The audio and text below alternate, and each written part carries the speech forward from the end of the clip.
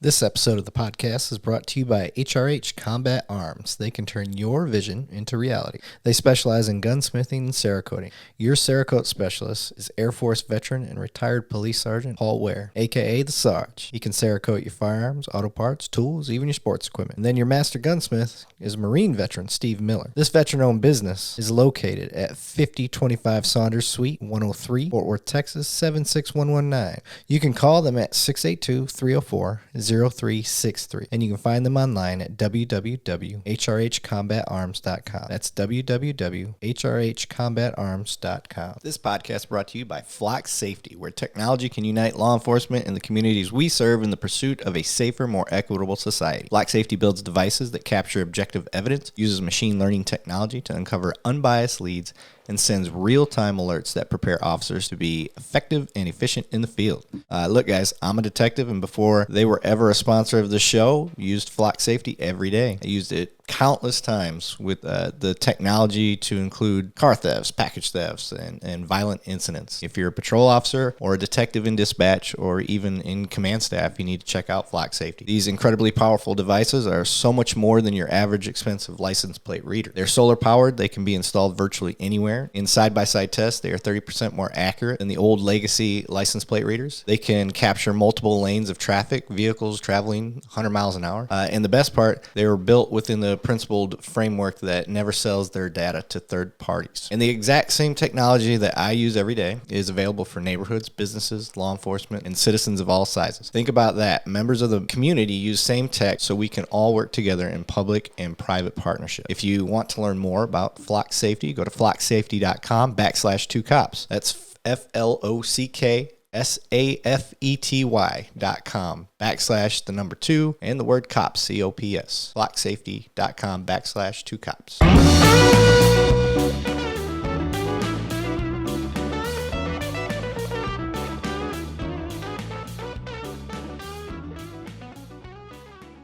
All right, welcome back to Cops One Donut. I am your host, Eric Levine, and today I have the one, the only, the Buck Wheeler with me. How are you today, sir? Good. How are you doing? I'm doing great. I fanboyed out about you a little bit. Like, I've got third. I didn't notice. I know.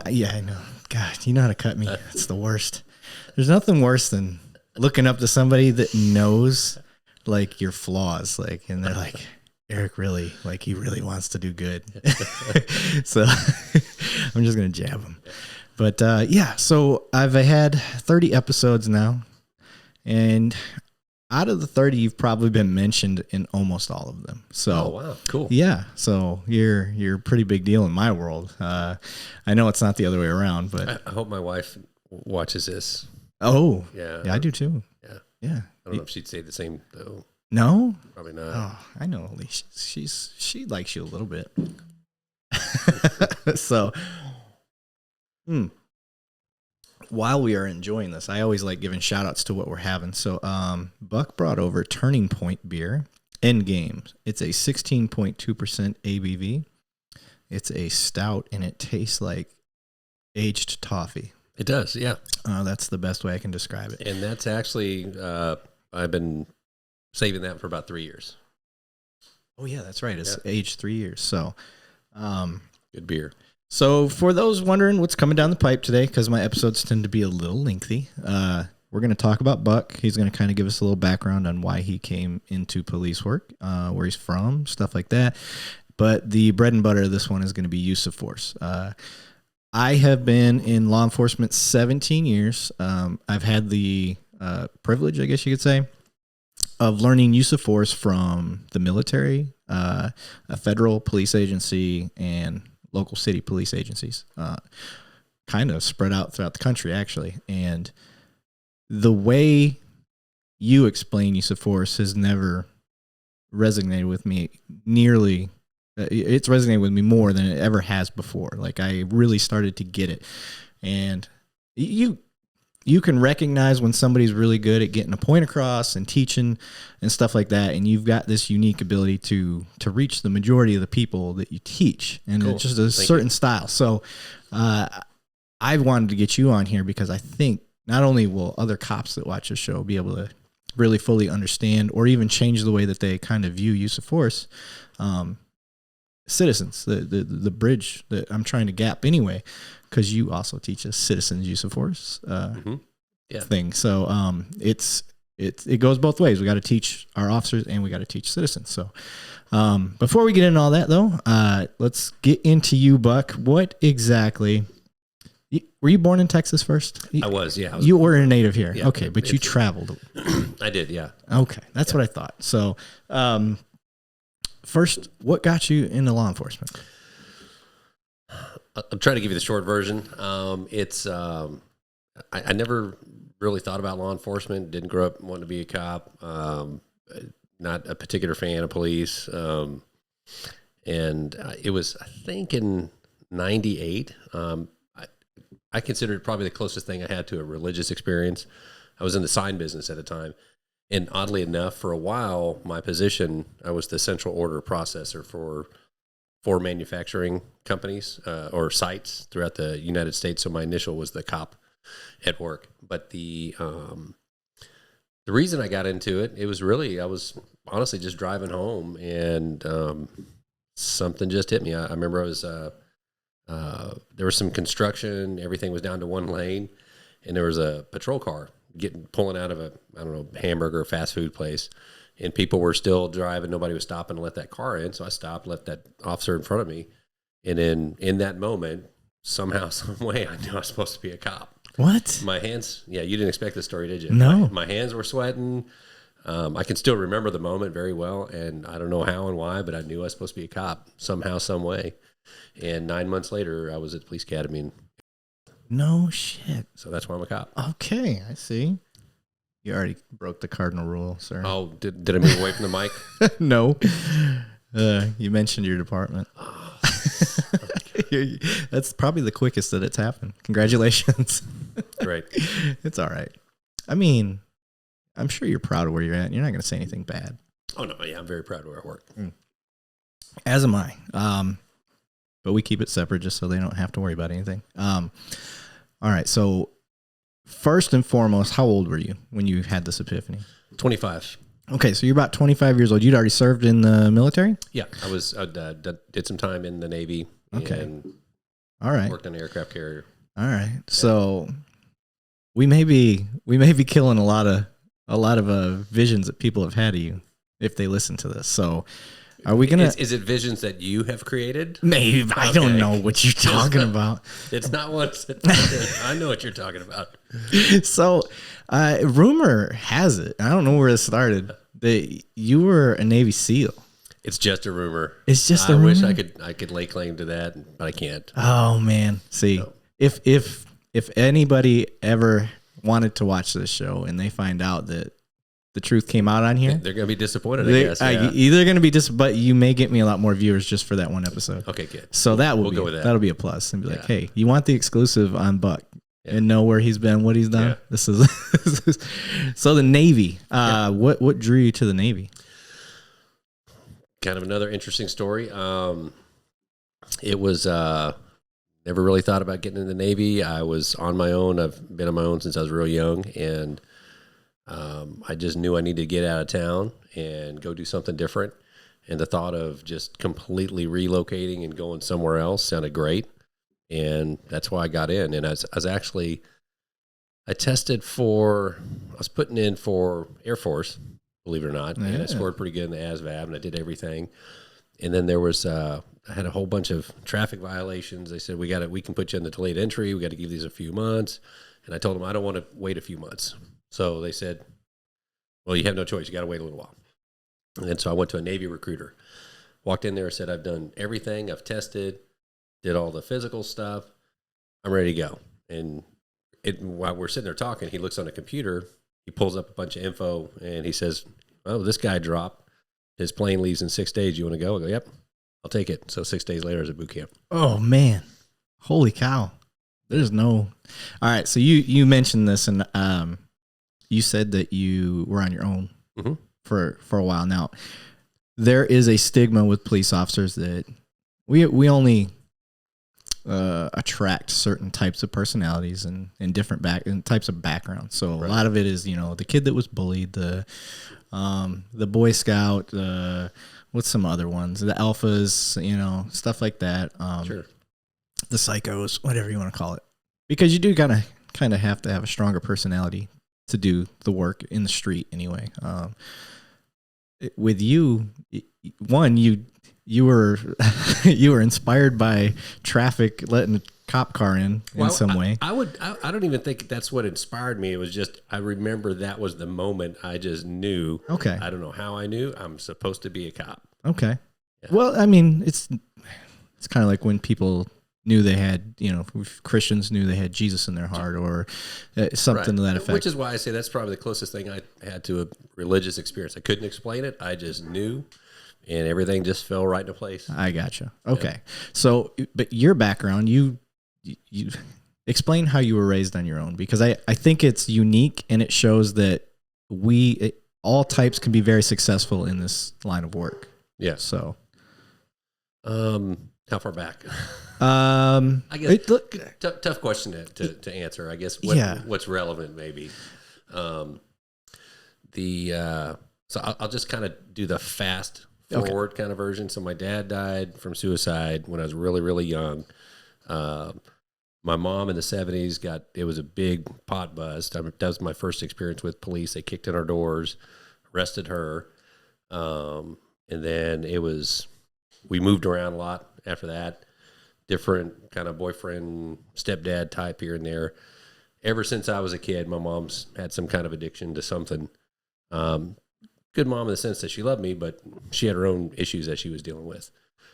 And then we'll kind of fast forward early kind of tween teen years. Had a lot of stuff going on in the family. We were always financially, it was very common for us to have our electricity out for a while or water turned off. I mean, it was no big deal to go dumpster dive to get food or borrow a neighbor's water hose to clean up. That was just something we did from time to time. But I think we were actually officially homeless probably, I think it was about 13, going on 14. Lived out of a car, you name it. I mean, car, I've slept on benches, just wherever we could find a place to stay. And the only reason I still did that, my brother left. He did his own thing when he was about 15. So he split. Older or younger? He was older. Okay. Or he still is. But yeah. I hope so. Yeah, he's not dead. So I stayed around more to kind of keep an eye on my mom and help her out. I felt obligated. So I could have been on my own. I've been working since I was 11. Everything I've owned down to my underwear I've had to buy since I was 11. Yeah. It's interesting to me just because, one, it breaks my heart personally. And I know you are who you are because of all the stuff you've been through, and it's great because you're an awesome dude. Well, but you hear it, and to you, it's just this life. You made it. You're fine. Yeah. You obviously succeeded through that, but for guys on the outside looking in, like, God, that's so heartbreaking, man. Yeah. Now looking back, it's I've actually written some stuff about it. I had a little blog site that I would write from time to time. I've written about it. And one of the college classes I took, they asked us to write about an experience in life. So I've written about some of it. But looking back, it's definitely very surreal, almost kind of like I'm repeating a movie that I watched. Yeah. But when I look back, I never have any memories of like my childhood was rough or hard. That's just what life was. That's just how we lived. And I was happy. I was fine. I knew I could take care of myself. Yeah. And then it was, we ate ducks, crawdads, snakes, ate a squirrel one time, whatever we can catch, dumpster diving. Yeah, try to talk towards them. Yeah. So I'll get it. Yeah. I told you that's going to be the hardest part of staying here. I'll keep you on track. I think the part that I enjoyed the least, it wasn't that big of a deal, but I was always so embarrassed to go where they, like a church, to ask for food. Hated that. Couldn't stand that. That was just me, being prideful, and which is why I would work. I would hustle here and there at work, wherever I could.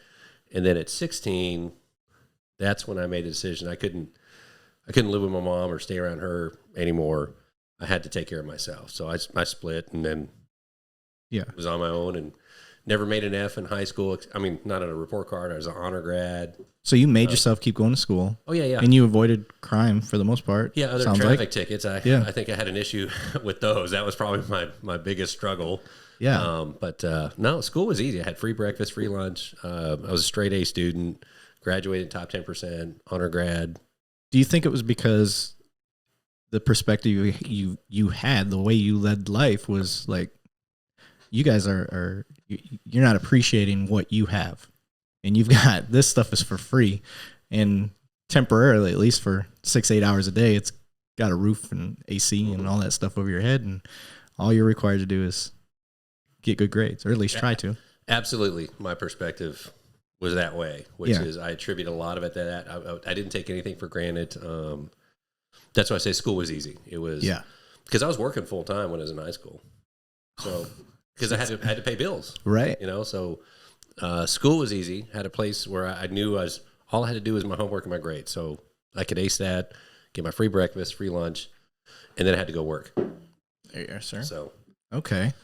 So after that, you make it through high school, which obviously is, I mean, that's big, man. I mean, growing up in Flint, I had a lot of friends that I don't want to compare it to yours, but something similar where terrible living conditions, and they weren't going to school. Like that was the cool friend, right? Like they don't have any responsibilities. Their parents don't get on them about stuff. Well, their parents weren't there, and so it only made sense that most of them, they're in trouble with the law. At least they didn't go anywhere. They're still there. They still live in that same city. And it sounds like you didn't even have to use the military to get away with those type of grades. I mean, you could have easily. Did you try to do college at all? I did, honestly. Okay, so good question, because when that time came after graduating high school, I was working in construction, just some odd jobs here and there. Oh, one thing that I honestly thought I was going to be an artist for the rest of my life, because I can draw, I can paint. I took all the art classes. I could do pottery on the wheel, and I made my own dishes for when I was staying in an apartment. So I used the art class to make my bowls and plates. At school. Oh my God. School. That's awesome. Yeah. So art was a big deal for me. I've always been doing art. So I thought, okay, maybe I can, and I sold a few little pieces here and there, but that's like $40, $60, not enough to pay bills. Yeah. So I realized that's probably not going to be a career path. That's probably going to stay as a hobby, which it still is. But it was, I think, shortly after high school, I started looking into university. Because I knew my grades were good enough. I could probably qualify maybe for some grants, certainly for some loans. And it was overwhelming. Like the paperwork, I was going, okay, there's got to be an easier way. And then I just got to thinking, I got to do something. Because when I was in high school, I didn't connect that well. I have friends in high school, but not they had lives that most teenagers did. Mom and dad didn't buy me these shoes, or, I got this to worry about. So we just had a completely different problem set. Not that it was bad or good. It was just different. So I connected. Most of my friends were in their 20s. Okay. When I was 16, 17, 18, most of my friends were 25, 28. And then it was after high school, started looking at college, realizing, oh my gosh, this is a lot more paperwork than I thought it. Yeah. Can you edit that? Yeah. No, that one's staying. No, thank you. For the jab earlier. I've never been known for my grammar, so I can live with that. But it was around that time when I said, I need to get out of this environment. And that's when I looked into the military. Okay. And I loved it. I had a blast in the military. Didn't want to stay in, though? Just did your 4 years? I did. Okay. I did. I was actually testing for buds. And thanks for bringing it up, Levine. So I did. I was actually doing, God, I do some silly stuff. We would, for fun, we'd go do a 2-mile swim and all this ridiculous, these hikes and runs. And because boot camp actually got promoted in boot camp just because it was easy. Yeah. Got paid, got fed, just had to do what I was told. It was easy. And then even military life was easy. Just got paid, got fed, had a place to live. Shut up in color. Yeah, so I go, hey, I think I'll stay here. So I said, I'm going to go into bud. So I started testing for all that. I went on vacation, and then I have an uncle, it's my mom's older brother. He wrote me a letter. We were just kind of communicating through mail, and I told him what my plans were, and he said, I know based on your life, you think you got it good there, and you do. But don't limit yourself, because you can apply what you know out in the real world, and there's a lot more opportunities. That got me thinking. I went on vacation, and I realized there's a real world out here. There's other things. So when I came back, I said, "No, I'm going to go ahead and finish my enlistment." Okay, and that's it. So yeah, and I like that you mentioned that you're an artist, because you have a full back tattoo. I do, and you created it yourself. I did. Correct. Yeah. Yeah, I drew most of it, and then the tattoo guy, he kind of does what tattoo guys do. You know, like some things they got to kind of fill in here and do whatever. Right. But yeah, it's all pieces that I drew. Just so it looks normal and not, Right. You know, when I got my first ink done, and my only ink, I had an idea in my head, and he's like, we'll do this. He's like, what do you think about this idea? Because I wanted like some, I don't know, some design around it. And he's like, it's not going to translate the way you think it will. I was like, right. Well, you do this for a living. I trust you. So I'm happy with it. And I want to expand. I asked you, I was like, hey, do you draw for people? Do you want to? He's like, no, not quite like that. I was like, all right, I get the clue. I get the clue. So, on top of that, so probably, obviously, this is a whole feeling out process. I want people to kind of get to know you and understand who you are, where you came from, so they can say, all right, I kind of got an idea of this guy's personality and his background, to see if they're going to buy in with what you got to say. Now, sure. You jump into law enforcement what year?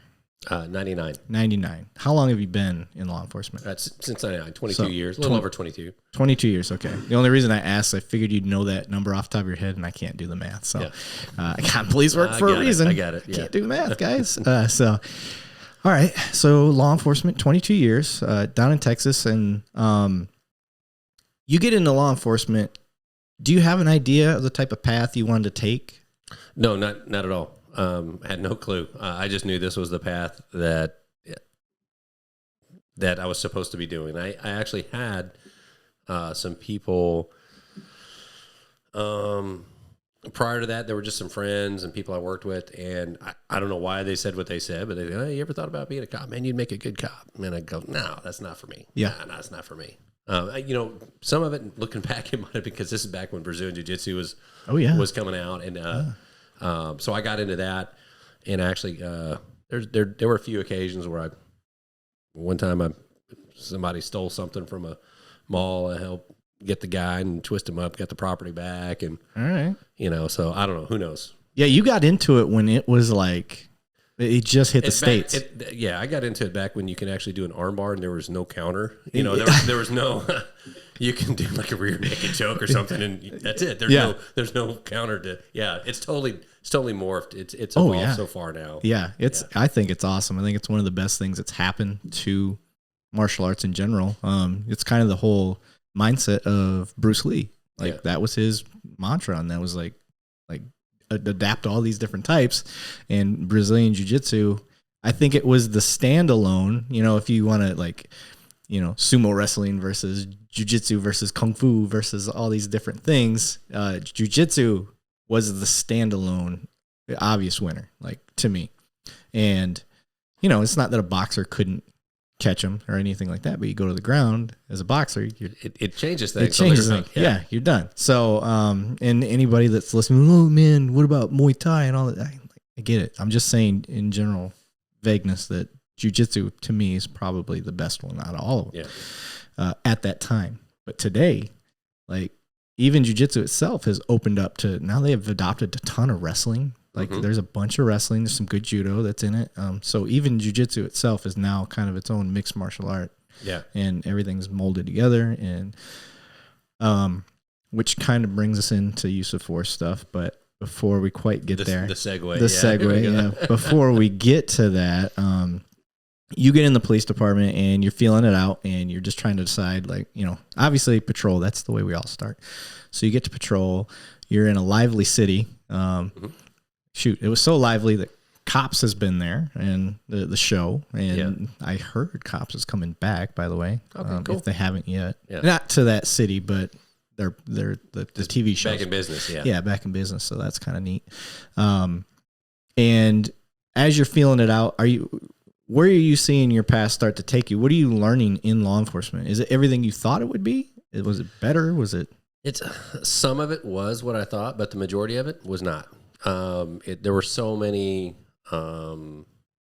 things I didn't expect. It's certainly, hindsight's always 20/20. Knowing the things that I know now, I probably would have navigated a little bit differently, dealt with personal situations a little bit differently.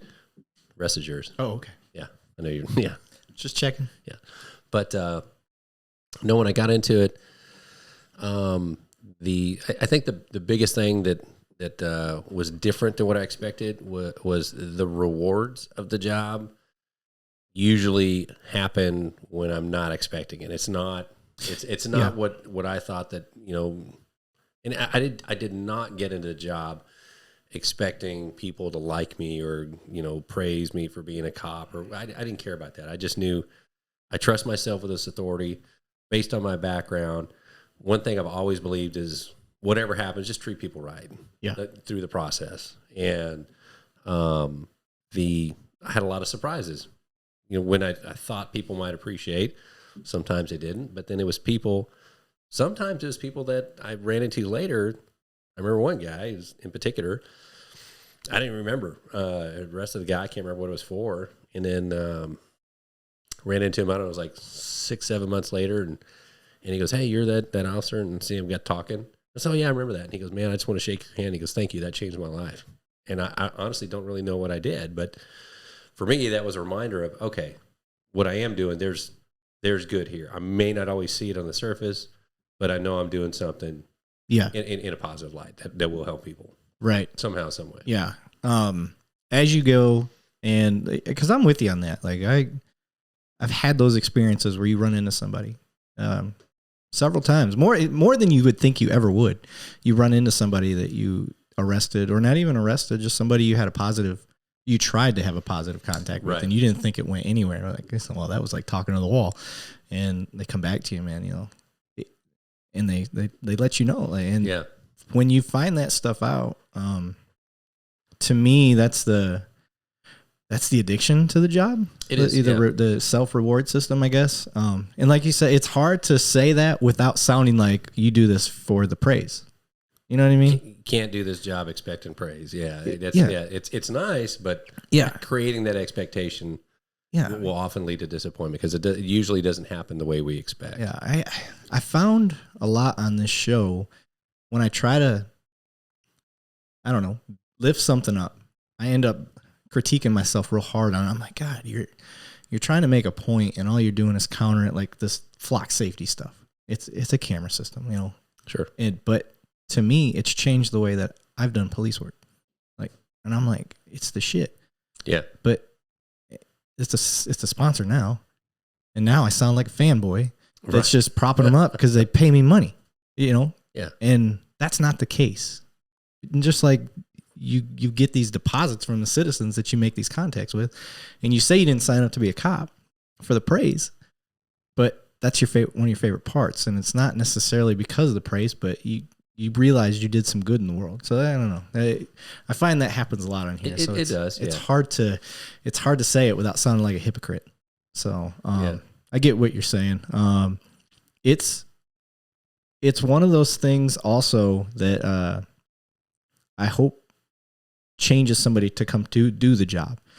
I got lucky. My dad was in law enforcement, which him. I didn't like cops growing up, especially up in Flint. I had bad run-ins with them, and I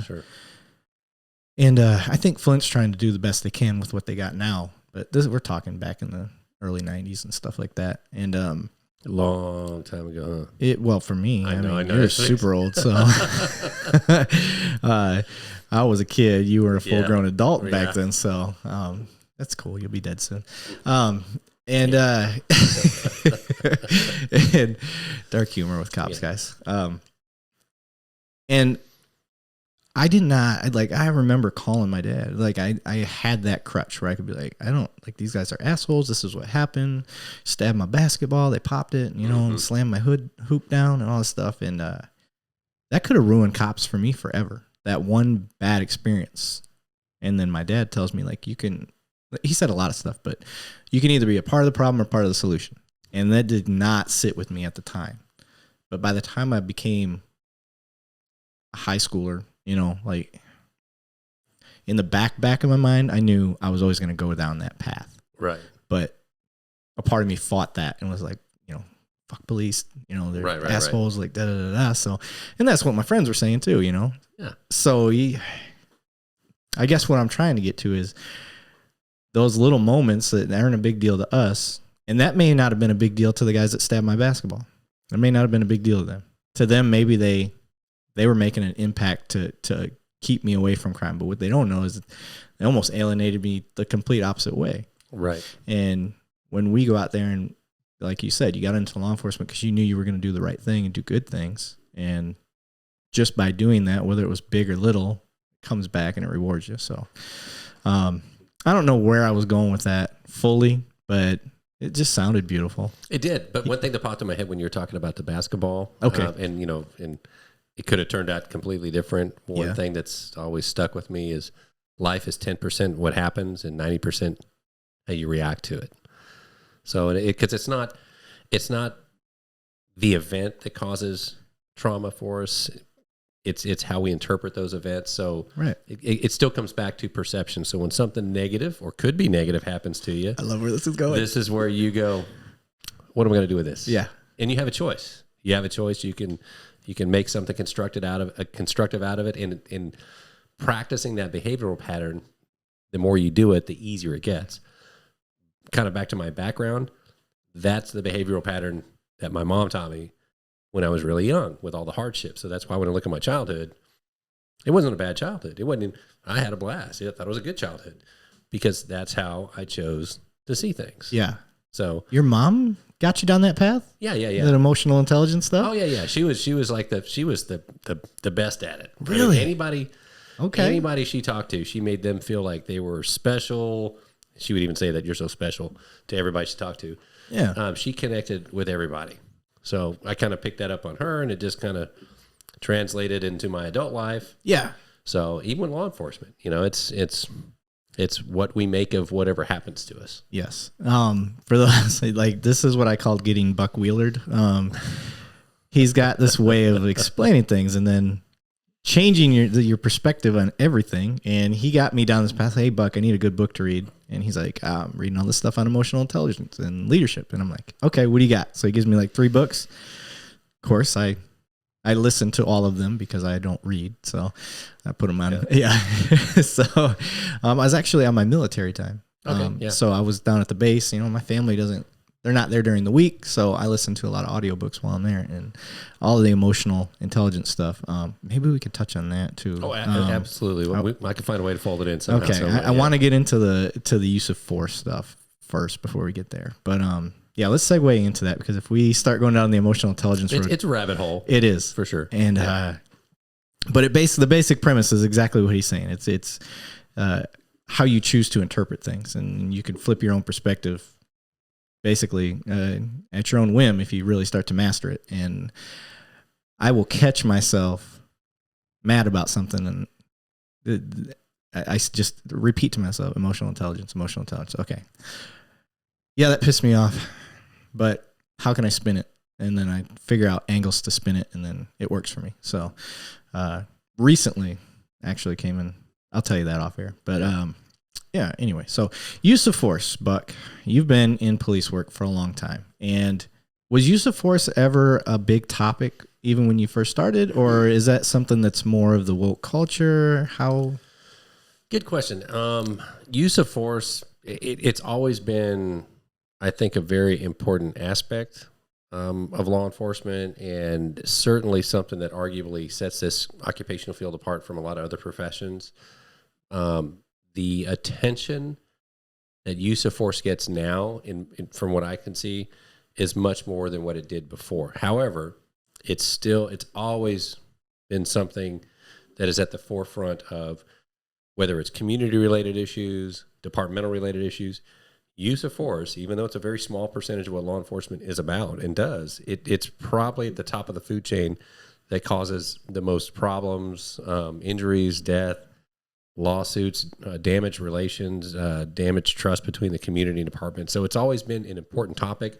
I think it's gotten more attention As I've navigated through my career, I've seen it become a much more important topic. Okay, so you say it's a small percentage of how law enforcement. There's people that are going to argue with you that that's not true.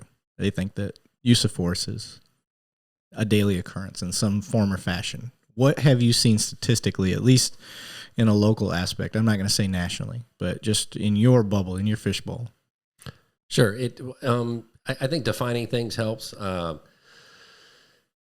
First of all, defining what a use of force is. For the most part, it's most departments in major cities, they define use of force very similar anytime we have to gain control with somebody or of somebody with some kind of weapon system, less lethal, whatever the case may be, or where we're using some kind of open hand tactics or weaponless strategies that are likely to cause an injury. So most departments, something that falls in that category, tracks it as use of force. And the reason I say that is because if we really look at the definition of use of force or what force is, it's compelling someone to do something. So it could be argued that a use of force is even an officer's verbal commands or maybe their presence that might compel somebody to do something. So that's why I say defining use of force, most major departments, it's something where there's a weapon system involved, maybe the threat to use the weapon system or using it, and then some kind of weaponless strategy that's likely to cause an injury. Okay. So I forgot what the question was, but I wanted to throw out, how we're looking at use of force. Yeah. Just because if we have citizens listen to the show, I'm not really sure. Everybody might see it a little bit differently. So I want to get everybody on the same page on what use of force is defined for most major law enforcement. Right. Give some examples of what you're talking about from the bottom all the way to the top. From the bottom, the one that's pointing a firearm at a subject, intentionally pointing a firearm, is often considered use of force in most major cities. It certainly the firearm is involved, but it's very low risk because most people will comply. And the top of use of force is certainly the opposite of that, is the use of deadly force, using a firearm. And then we have everything in between, which could be a dynamic takedown, or like when I say dynamic, something where it's in motion, like we're running and we tackle someone, okay. Or maybe even a strike or deploying a taser. Those are certainly use of force. But handcuffing someone, certainly I'm using a restraining device. I'm compelling someone to do what I say and gaining control of that situation. The handcuffs, I wouldn't consider that a use of force for most major departments. It could be argued it is a form of force, sure, but most departments don't track every time we handcuff a person that's a use of force. Does it matter if it's compliant versus non-compliant? No, it doesn't, because it's what happens if we're dealing with someone who's non-compliant. See, I know I get used to keeping my head here, so I can use my hands out here because I'm a hand person. So this gives me, I got a balance here. So non-compliant is, for those listening, most people probably know, but those that don't, non-compliant is just somebody who's resisting. That could come in all kinds of forms: pulling away, running, fighting. But if I get the handcuffs on the person without having to use a weapon system, taser, or a strike, or a takedown, then that's not a use of force. They can still be non-compliant. I mean, I could just hold on to the person, and sometimes just kind of hold on to the person. Hey, look, calm down. Sometimes that's enough. Yeah, but that wouldn't be considered use of force. Okay. And back to the original question, you said that statistically, officers aren't using force that much nationwide, but you work for a major metropolitan city type police area. We're talking at least 1 million, I think, coming in and out. We can say the northern Texas area. Sure. And, it's one of the top 15 departments in the nation as far as size. So in that situation, what are you seeing statistically that backs up that police aren't using force nearly as much as the media may be pushing that we are?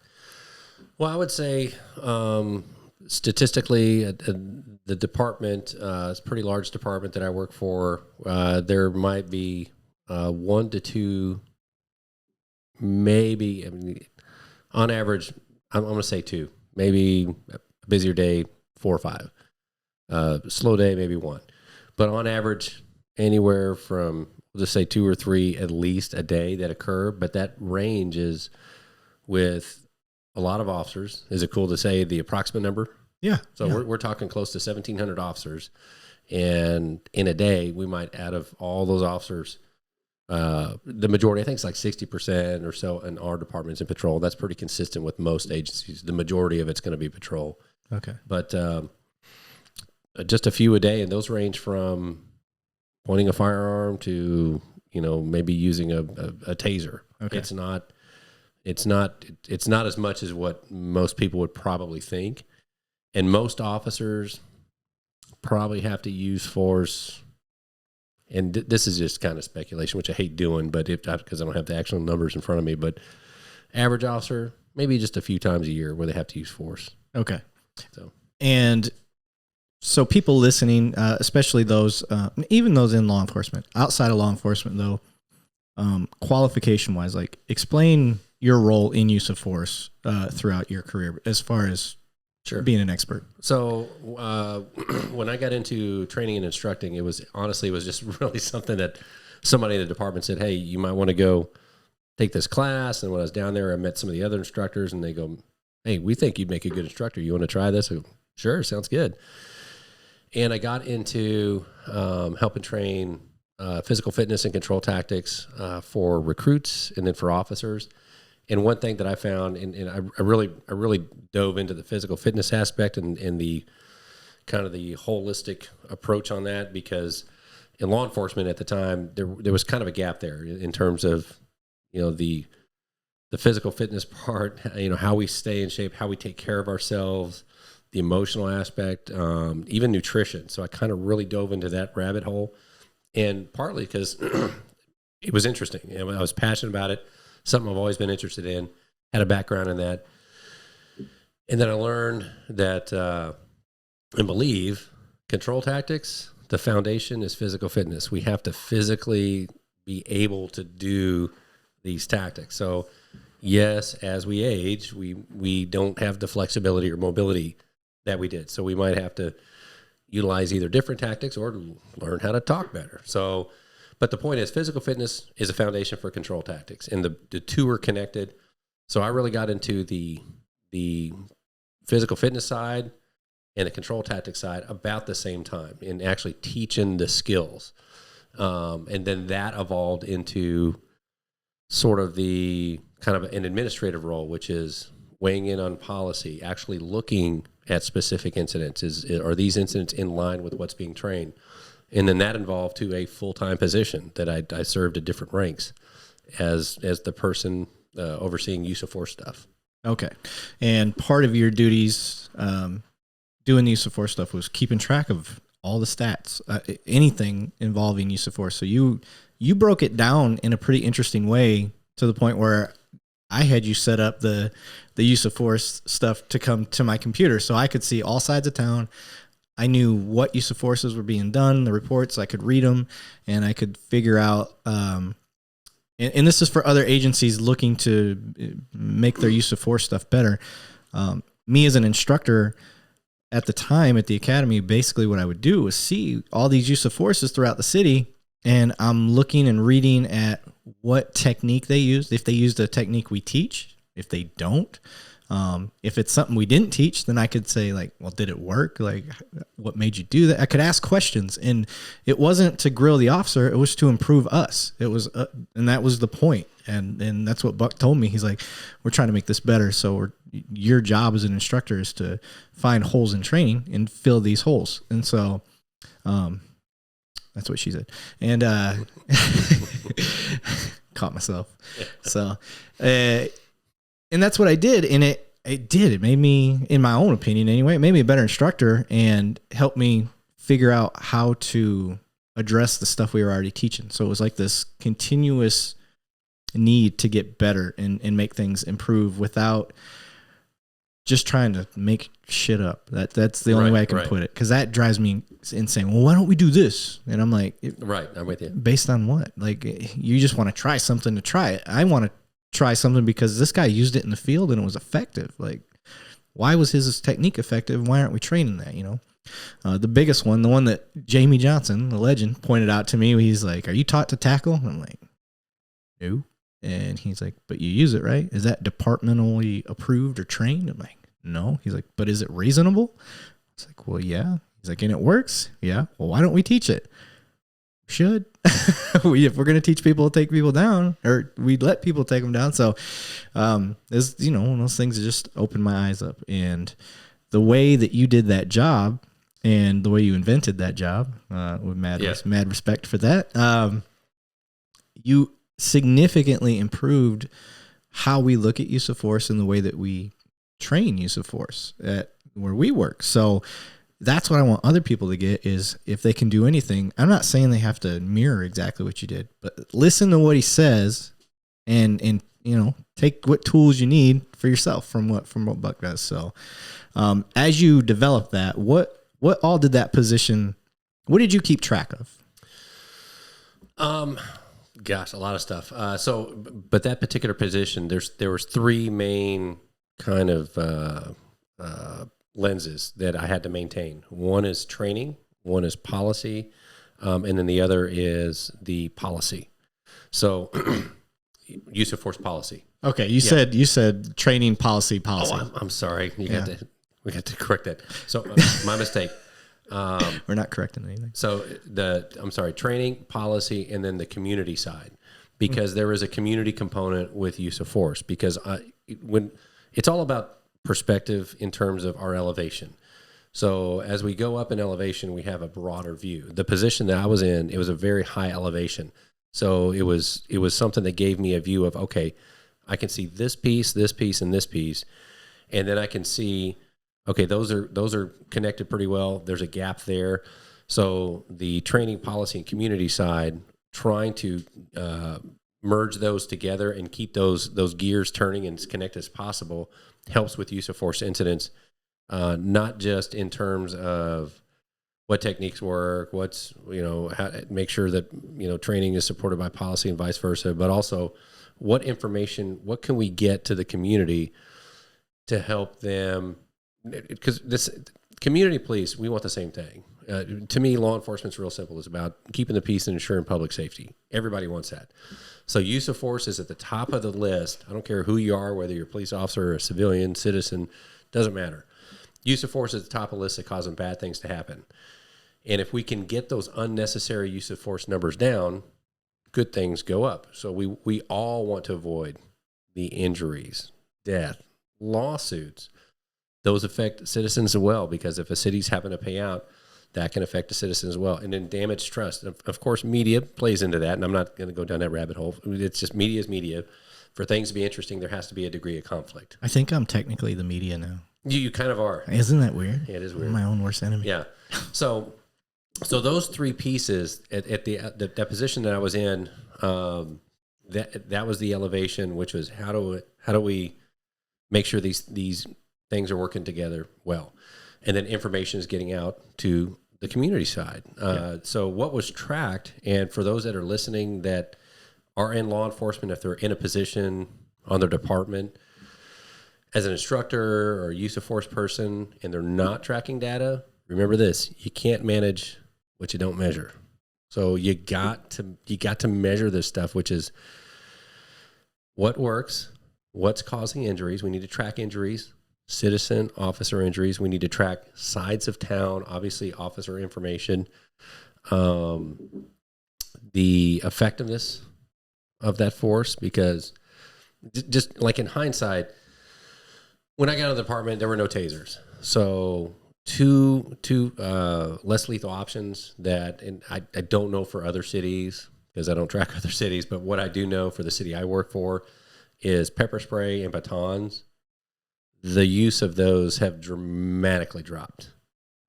Taser has been the primary go-to less lethal option. So what does that mean for training? It might mean, well, spending all this time on tool systems that we don't use that much, let's look at the data, because you want training to be data-driven. You want policy to be based on case law. That guides policy, and a policy guides training. But we also want to look at the data, which is where should we focus our resources? So let's look at the data. If this is what we're using most of the time, let's spend most of our training on that. So that was, and that's some of the things that were tracked. Oh my gosh. I mean, it's, when you ask me that, I'm literally imagining the spreadsheet, which takes up 2 computer screens of data. I've seen it.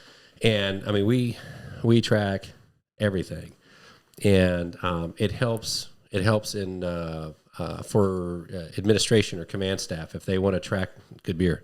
Yeah, It's so good. if they want to track what's going on in their department, we have that information. It's also we work with professional standards unit, or that data can help them at the end of the year to release their report to their annual report on what use of force occurred the year prior. But I want to say this. So you talked about training and kind of a pet peeve of why don't we do this, or we just can't make up training. So what guides training? So this is important to keep in mind. I think for everybody with use of force, this is just law enforcement in general. This is the order of operations for our job. Everything, the foundation for our job, everything starts with case law. Supreme Court case, Texas is in the 5th Circuit, so we got to watch that. Anything happening out of Texas, legislative updates. So that's the foundation. Policy has to be based on that, and it's going to change because law enforcement is the executive branch, and legislation, that's who makes the rules and laws. Judicial system, they interpret them to see if they're constitutional within those boundaries. What drives legislation is public policy, people. So when people and public policy change, guess what? Our policies are going to change too. Right. So in a nutshell, we're in public administration. This is government work. We work for the people, whether we like that pill or not. That's the one we got to swallow. Yeah. So policy is going to change based on case law. So it's important that a department to remain, that's what we're going for, constitutional policing. We want it to be lawful and within those boundaries. If we are not keeping up with case law, we're opening up a door to a lot of liability issues and some pretty big mistakes that could ultimately cause some really bad things to happen. So case law drives policy. Policy is what guides training. That's why there's some techniques we're probably just not going to do because they don't really fit in that kind of funnel system. And then operations, our day-to-day stuff, has to be based on training. We just can't watch a YouTube video and go, hey, that looks like a cool way to handcuff somebody. Let me try that. Yeah. It has to be based on training. So that's the order of operations. So there's a lot of thought that goes into why we train the way we train. And we're not even talking about the human performance dynamics. That's a whole nother, once you become an instructor, there is an art and science to how we train someone. So those motor programs and those responses are correct and ideal. So we just can't make up a scenario because it sounds cool. It has to have a logical progression, and it has to have a result that is ideal with policy. So being an instructor, you got to know how the mind works, how the body works, and how to program those two for an ideal outcome. A lot goes into that. Mm-hmm. It's just not, I know you know this, it's just not, hey guys, today, let's do this. This sounds like fun. Right. No, there has to be a logical progression. That being said, those instructors also have to be on top of policy. In my training, if policies change, then I got to make sure my training mirrors what policy says. I just can't say, hey guys, punching somebody right in the nose, it's worked for me a long time ago. No, policy says you should avoid this, but I'm going to teach y'all how to do it. We have to make sure our training is within the boundaries of policy. Right. So those that are listening that are in those roles, remember that you can't manage what you don't measure. And it all starts with case law. That guides policy, that guides training, that guides operations. But if those that are on departments in those roles, track that data. Track the use of force stuff. Not only can you shape training and make sure that you're allocating and creating ideal training based on the data, you also have stuff that can be shared with the public. The city that I work for, one thing that I'm really proud of is between 2019 and 2020, despite a nationwide decrease in officer activity, I think our department, it was close to about a 60% decrease in arrest rate. And that's pretty consistent nationwide, what we saw in 2020. our department had about a 24% decrease in use of force incidents. And on the discipline side, this is kind of another lens to look at, our use of force disciplinary issues. They weren't even in the top 10. In other words, we only had like there was 3. It didn't make the top 10. It stopped at 3. So there could have been 2 or 1. I don't know. It just was under 3 for an entire year. So that it decreased. Here's what I'm getting at. Even though officer activity went down, in our city, we're still doing our job. We're doing what's supposed to. However, we're doing our job, still making arrests, but our use of force per arrest ratio went down. In our department, we have a use of force review board. So with additional oversight, a use of force review board, we also have a civilian monitor group that doesn't report to the police department. They report actually to the city. Okay. With their oversight, a use of force review board, and a chain of command, we had less disciplinary issues. We used less use of force per arrest rate. So all I'm getting at is the training makes a difference. What that equates, for those that like, what does that mean to me in the field? It means this. We had 6 less deadly force encounters, 14 less officer injuries, and I don't remember the number exactly for the citizen injuries. I want to say it was in the 20s. So we had less injuries and less deaths. Okay. So, I mean, big picture, if we can still do our job and mitigate and reduce unnecessary use of force, it's better for everybody.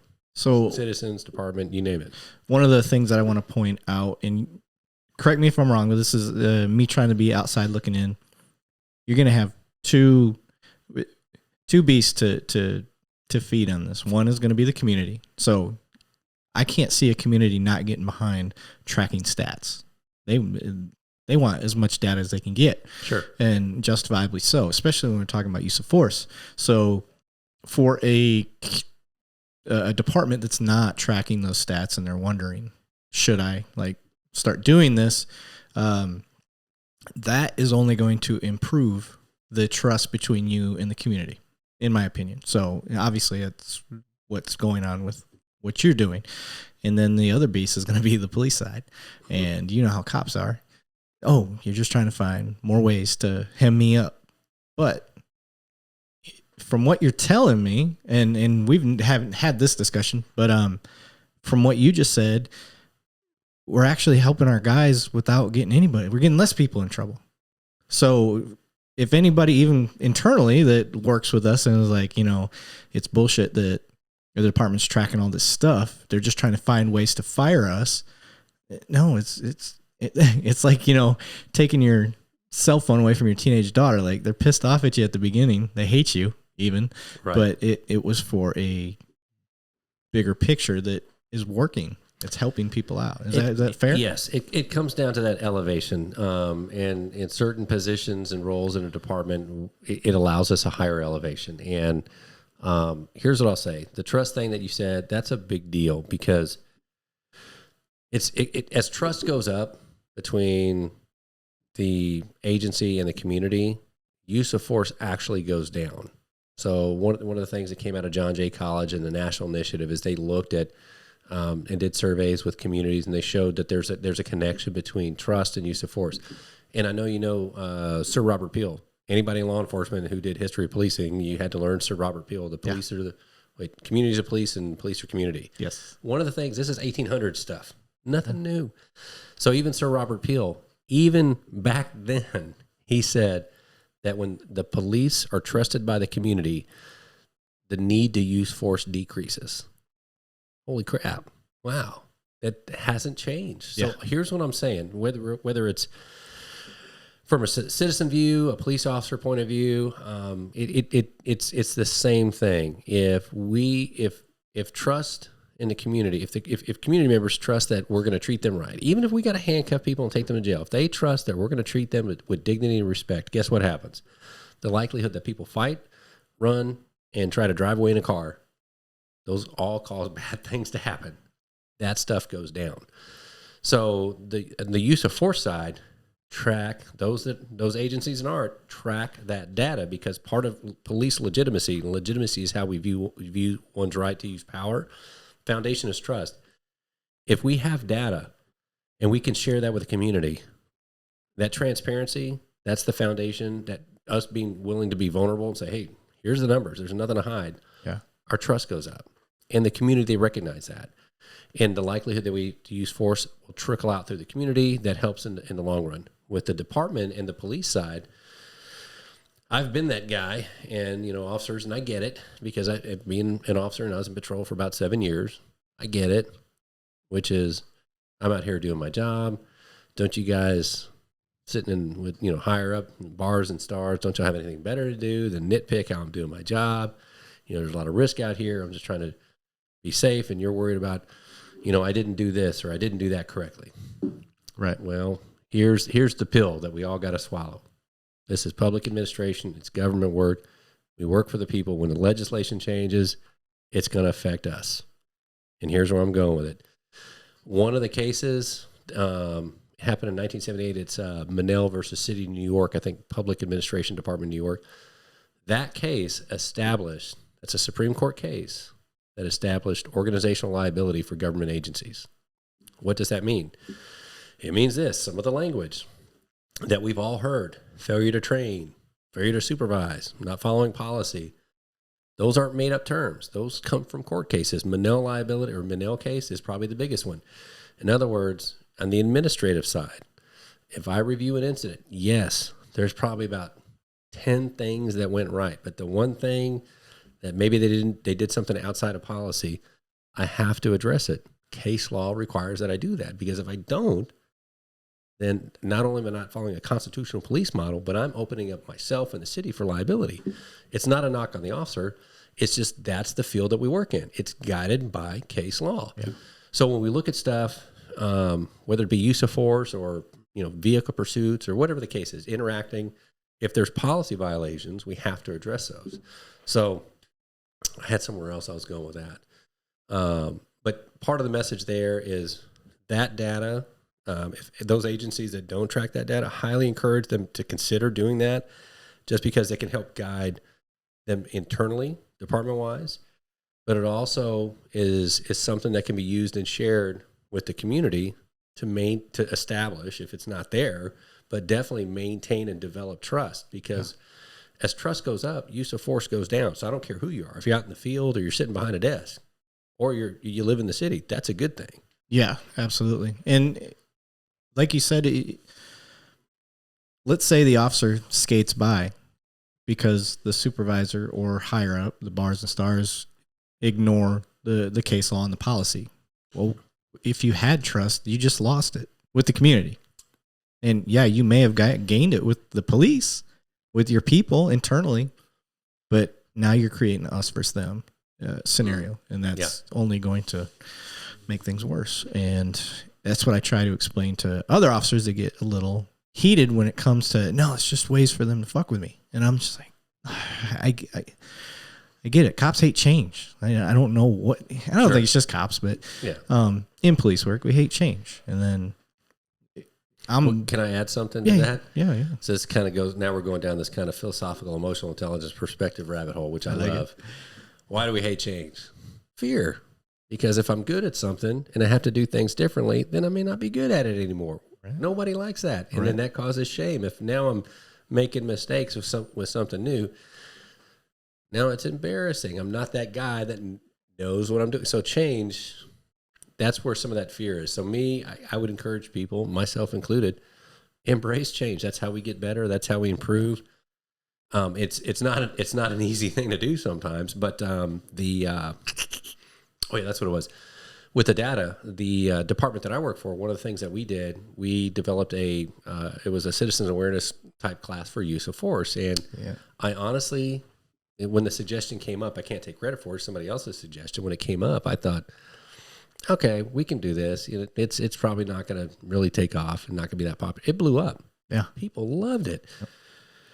We invited citizens, whether it be from community members, community leaders, faith-based groups, business interest groups, just everyday citizens were welcome to attend. Yep. And they got to see the training facility, the resource, and we take it for granted. We work for an agency that has a top-notch training facility. So And we're used to that, so we're spoiled. But citizens got to see, hey, this is where our tax dollars are going. I didn't realize you guys took this training so seriously. I didn't realize you guys did this.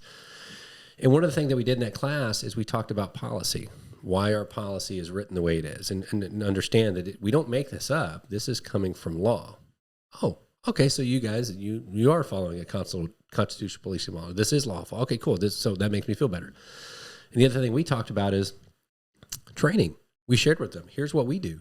In our department, we do over 4 times as much control tactics training for recruits than what's required by the state, and almost twice as much for firearms training. So most people coming down there, they go, wow, so you guys are doing that much. And then we talked about what we did for in-service, the post-recruit stuff, which is here's what we have. Here's our continued education. Certainly we have to maintain standards, get training every 2 years in our training cycle.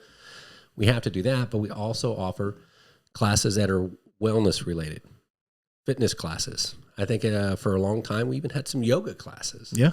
I tried it. Yeah. So we had some emotional intelligence folded into some of the leadership courses that we offered. And it comes down to this. Once somebody finishes the academy, cool. What are we going to do to keep them develop those skills sharp? Because training, can't have enough of it. But it's hard to do, especially for patrol, because the calls for service really drive that. So it's difficult to get a large group of people out of patrol to go do additional training. And if we don't practice a lot of things, especially use of force, those are perishable skills. So it comes down to this. So training, we looked at what are some things that we can do to supplement, not just stuff required by the state, but to supplement those skills, communication skills, de-escalation skills, wellness for the officer. Why is that important? Ask yourself, what kind of cop do you want responding to the call either you or your family member make? The one who's sleep deprived, drinking all the energy drinks, who's stressed out, and their personal life is in shambles. They don't take care of themselves health-wise. Do you want that officer or the one who's had a good night's sleep, who has a high level of emotional intelligence, who's calm, who's able to see different points of view, who's not stressed out?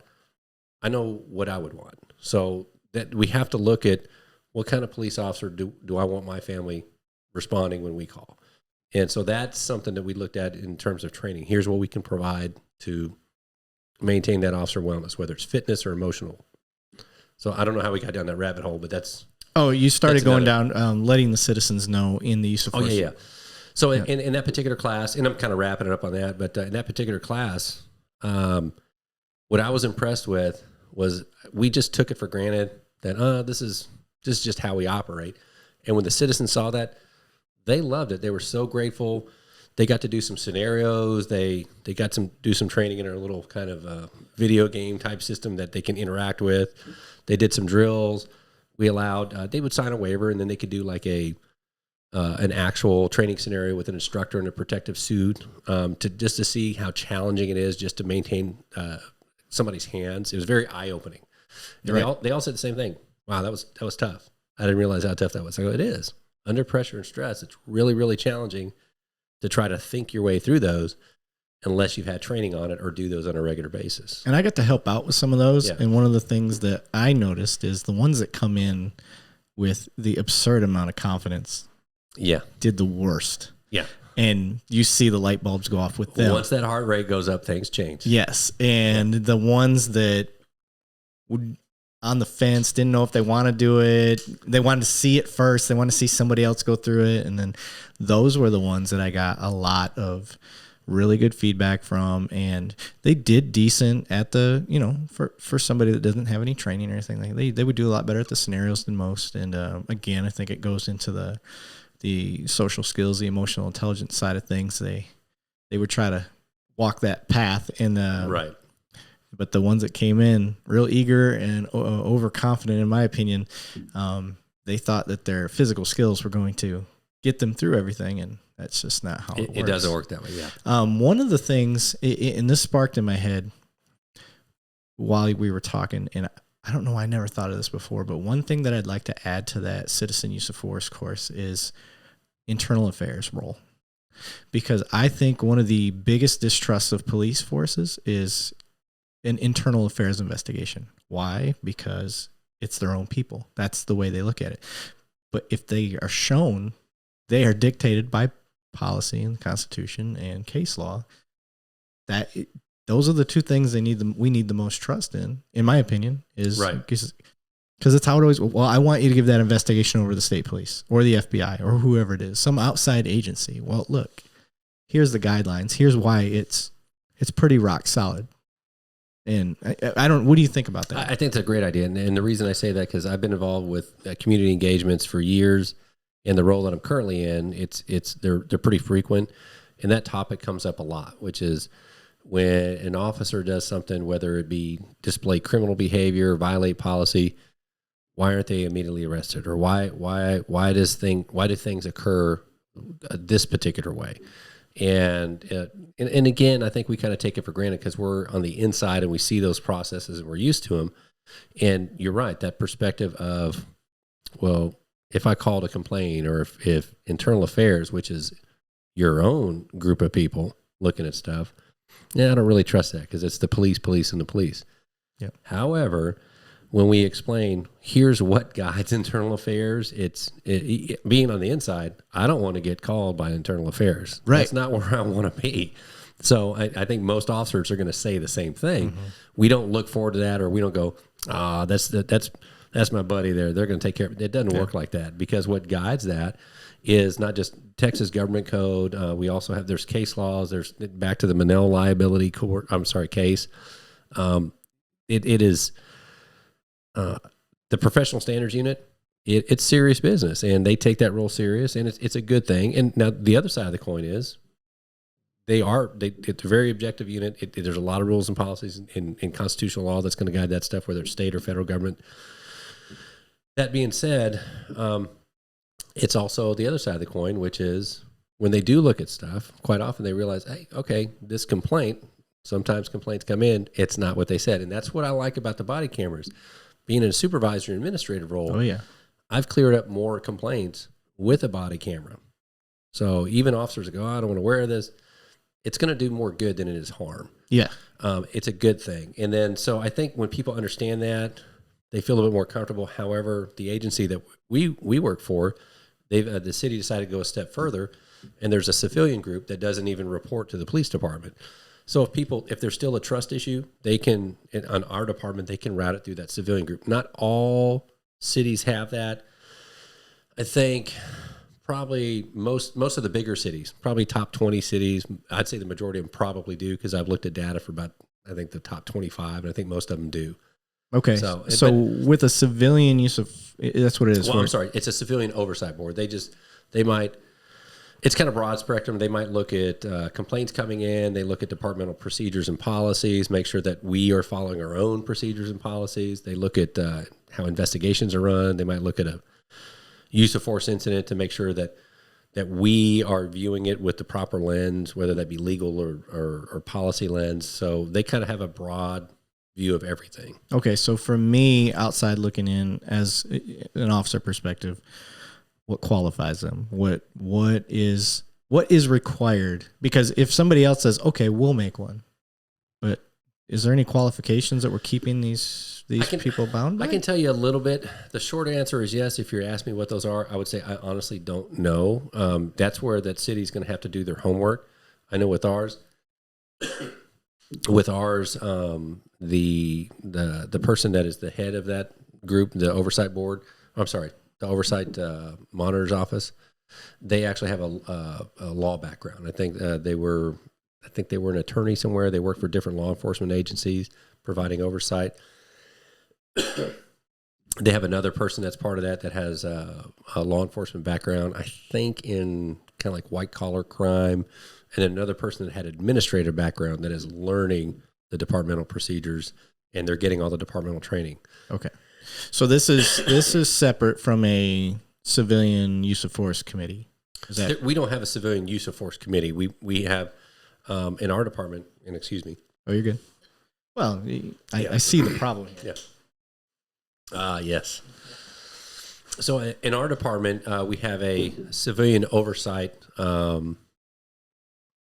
group, and I don't even know if committee is the right word, but it's an office that have several civilians that provide broad oversight from use of force to IED investigations. I gotcha.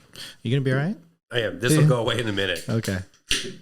This might help. I gotcha. Yeah. So we're going to take a short little break from this conversation to introduce you to 903 Brewers, the Great Brewery Bake Off.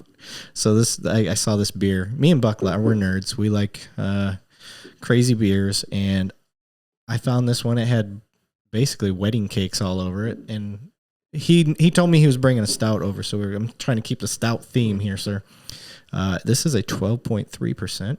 It's a 1 pint, and the flavor palette on this one is, let me see here. Flavors of buttery rich toffee meld into creamy toasted hazelnut, resulting in a sweet and nutty swirl that complements the rich and roasty notes of dark chocolate. That sounds amazing. Well said. I did not write that. That's on the can. So, cheers, sir. You poured your drink. I already poured and had a drink. Yeah, I'm smart sorry. man. Is it good? It is good. It's honestly, it's not as sweet as I thought, which is good. I didn't want it. Well, yours is different. Yours aged 3 years. This is straight out the fridge. Yeah, it's really good. Oh yeah, look at that color. Oh yeah, that smells good too. Oh yeah, I'm okay. I'm in. So those watching, let's see, 903. If you're watching this, hey, I'm looking for sponsors. Where are they out of? Are they Texas? I think 903 is Texas. Oh, okay. Well, 903, that's probably an area code. Anybody know? Let's see here. I think it is Texas. Sherman, Texas. Yeah. Yeah, 903. Could be a sponsor. It could be. Yeah, I'm down. Sherman, Texas. I try to get TX all the time because I mean, I've got TX stuff everywhere. Oh, yeah. But I legitimately, love TX whiskey. Me and McMeans had that TX Select barrel on here. How was it? Oh my God. That's their best one. Really? That's their best. That's just my opinion. It's okay. So this is the weird part about that. It's 127 proof, 1.2, or it's 127.9. Yeah. And when you drink it though, it doesn't feel like it. Doesn't feel like it. So that's how I knew it was going to be a good one. And yeah, real big. Oh, I just totally unplugged my headphones. 1 second. So, in the back. So that's what I was kind of torn with, beer or bourbon, because we talked about it the last couple of years. I've been getting into bourbon, so my bourbon collection has grown quite a bit. But I thought beer would be either one. You're not gonna. It's a win-win. Sticking to stouts, we burp a lot less too. That's the other thing I've learned with having beer on here. Never knew that. That's just my experience. I don't know if that's true, but I don't. I personally don't. But when I'm going to be hyper aware of that. Yeah, when I do burp, when I drink the IPAs or especially the lactose stuff, like the hazy stuff, like I burp a lot. So people don't like hearing you burp. They don't like hearing you chew. They don't like hearing. There's a lot of stuff that they don't like hearing. So I can see that. Yeah, it's annoying when you're in your car and it's all this. It's just enveloped you. So, but all right, let's get back on topic. Sorry, guys. Well, I got something. Oh, what do you have? Can we take a bathroom break? Oh, we can. Yeah. Yeah. You got a pee already? I do, yeah. Oh, I'm a lot older than you. I was going to say that, enlarged prostate, all that stuff. All that. There that makes sense. Okay. All right. We're going to take a short commercial break. All right, we're back. And that was at 1:22:45. We had to take a quick bathroom break, so back to where we were, sir. We were on bourbons and stouts, and then we had deviated from the community advisory board, and so you said there's it's a civilian oversight. Oversight. Office, yeah. Okay, so you have those. That involves some sort of legal background, which is nice. And they don't just touch use of force; they're looking at all things. So right. Correct me if I'm wrong. You said there's three partitions to that, though, right? You have the one that we just talked about, and there's a use of force review board? Yeah, the use of force review board is primarily sworn personnel. We have people from training to executive level and administrative people.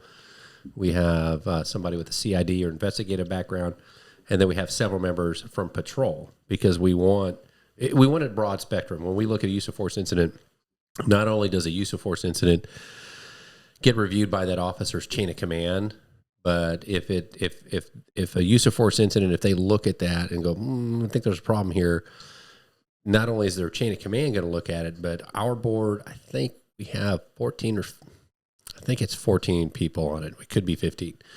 So, and most of those are sworn. We have one person that is from the civilian oversight board that's on the use of force review board. So, but it's the majority is sworn, and we want that patrol component because a couple of reasons. We want the board to be viewed as legitimate, and if the majority of the department is patrol, we want that patrol component on there because we want their feedback. Is this because we can look at something and go, yeah, it's kind of within training, or if it's a clear policy violation, that's a different story. We're all going to go outside of policy. But if we're looking at something, well, yeah, that was trained this. And sometimes in law enforcement, culture is what things are and policy is what things should be. There's generally going to be a gap because in our career field, things are learned often in the field. We might go, oh, this is a better way to do it, or here's a safer way to approach this. And it might take a little while for that to catch up to policy. In other occupational fields, usually it's the opposite. Usually, oh, here's our new policy, and then culture will catch up to it. So quite often in our career field, culture, the reason where I'm going with that is if we look at something and go, yeah, we kind of trained that, but I haven't seen that before. And we have that patrol component go, oh yeah, this is how we've been doing this in the field. It's safer, it works better. And we go, oh, okay, that's good. We need your opinion on that. So our use of force review board is in addition to the chain of command. We do kind of a cursory review of all use of force incidents. We don't dive too deep into those. It would be a full-time unit, which would be great if we had one. Some agencies actually have a full-time, like a force review board. Our department in a lot of big cities, they definitely have like critical incident review boards or units that investigate officer-involved type shootings. So we definitely have that kind of full-time unit. But just for regular use of force, I'd love to see a full-time force review board. Okay. But yeah, so we got it's broad spectrum. We have people in different positions from throughout the department on that board. We look at all use of force incidents, a cursory review. Sometimes we go, hey, let's look at this. Most of the time, the chain of command caught the issue or whatever. But we also, because I say this, and the people that are listening, we remember, and everybody out there listening, especially if you're in supervisory or leadership roles, remember what gets rewarded gets repeated. So our use of force review board, we're not always, it's not the lens of what went wrong. We're also looking for what went right. Let's reach out to that officer because it's a use of force incident. I mean, it's not like it is on TV. They're very dynamic. They evolve very quickly, and quite often we're reacting. There's not a lot of time to actually stop and think, wait a second, you know what? Let me try to grab the left hand instead of the right hand. We don't have that luxury when things are dynamic. So we have to take that into consideration. What is reasonable under those circumstances? What, especially from the officer's point of view, what facts did they know at the time? Because I can always watch a video. Yeah. And go, oh, I would have done it differently. That's not how we look at use of force incidents. So I want to interrupt you. Yeah. Because you and I as officers understand that. Community looking in, you should be trained that. You had the training. You should know better. You should this. You should that. You guys are wasting time training over here when you obviously didn't spend enough time learning how to handle this. Why did you have to go to your gun? Why did all these whys? And it is from the luxury of hindsight, but we're subject to that ridicule. Like, sure. I have a response to that. So I want to hear it. I do. And yeah. So that's kind of the point that I want to get to while you're on that topic, because internally, like you said, we have patrol officers on that use of force review board for legitimacy, and it's not legitimacy with outside with the community. It's legitimacy within your own department. And I want to make that distinction Sure. for people listening. Like, that's why they have patrol officers in there. The legitimacy, you need the bottom up to buy in, and you need it on both sides. You need the community to buy in as well. Yeah. But when we were talking legitimacy, I wanted to clear that part up. And then, so what's your response to the community side? So I'm going to start with kind of a broad, and then I'm going to and you're going to completely forget what you asked me when I start talking. But then when I get to the answer, you're going to go, oh man, that was cool how that happened. It's the Tarantino effect. I like it. Which is, it always starts over here. Yep. You start at the end. And then you jump around. You're like, what the hell's going on? And you forget about where you started. And when you get to the end, you're like, man, that was really cool. That's why he's a genius. Have a sip. Get ready. Here we go. It is this on the community side and trust, and it's internal too. We have to, I say this, the community aspect is certainly important. For the patrol officer, it's definitely important. However, their field of focus is generally going to be responding to calls. So they have the opportunity to interact with the community in every call they're dispatched to in between those calls.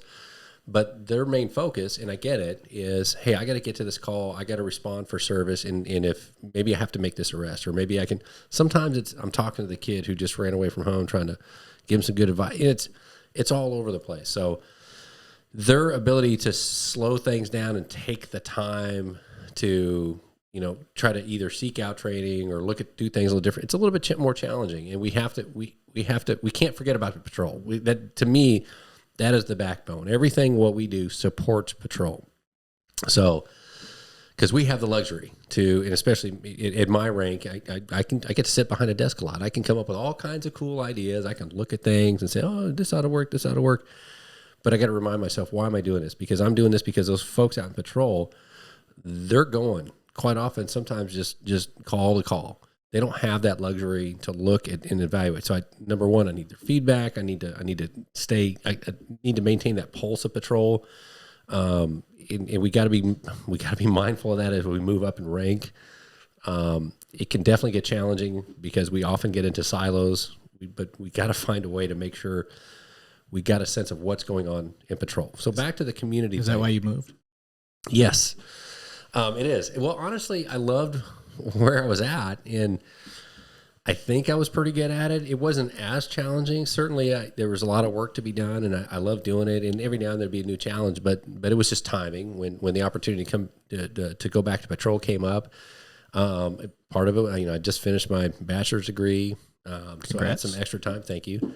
And then just thinking about, just being back out, part of a team, dealing with the community, being back in this leadership role and connected with people again. I'm a people person. So I was like, oh man, yeah, it just felt right. I'm in near the last few years of my career and just kind of getting back to where it started. Don't say that. Why not? You can't leave. Oh, ever. You guys be fine.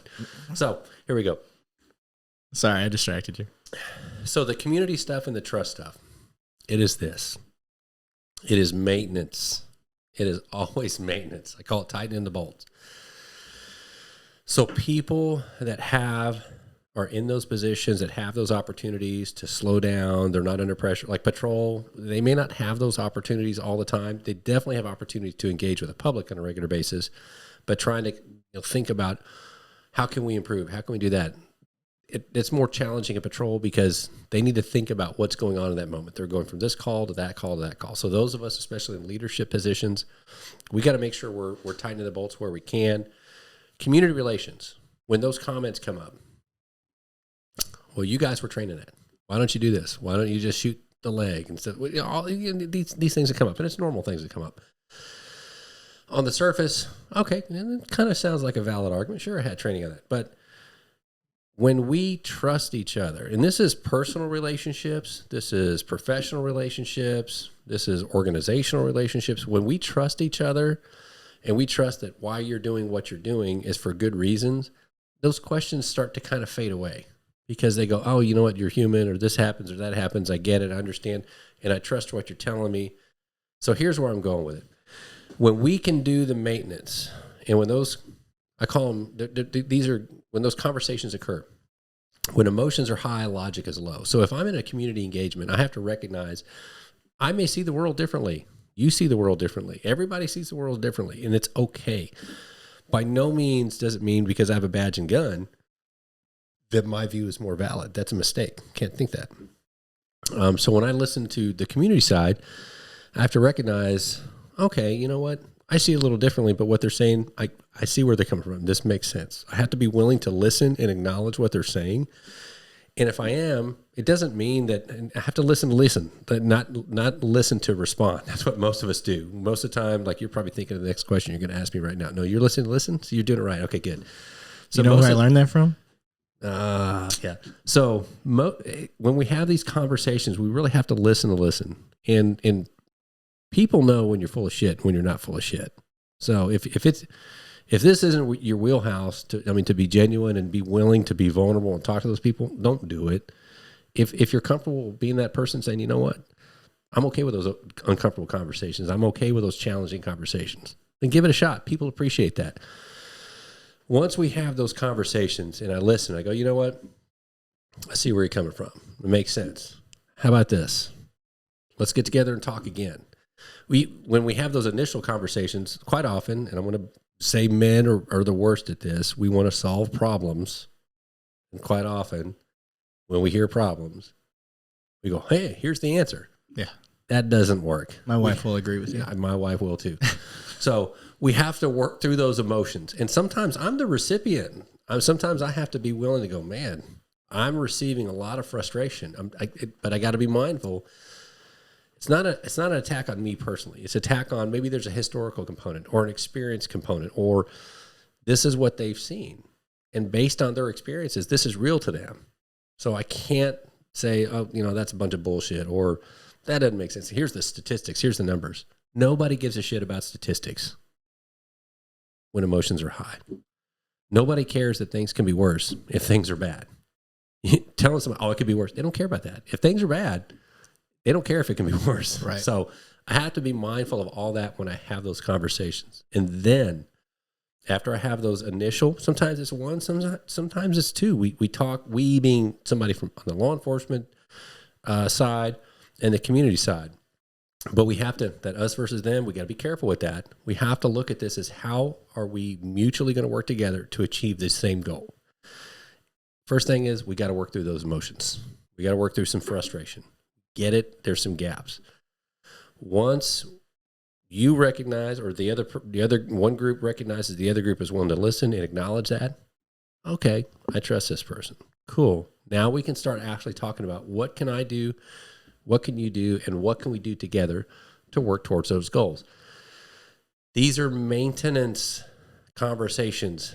These have to go on a regular basis. Not just when something bad happens. Correct. Yeah. So one of the most important things about healthy relationships that makes sure that promotes a healthy relationship is proximity.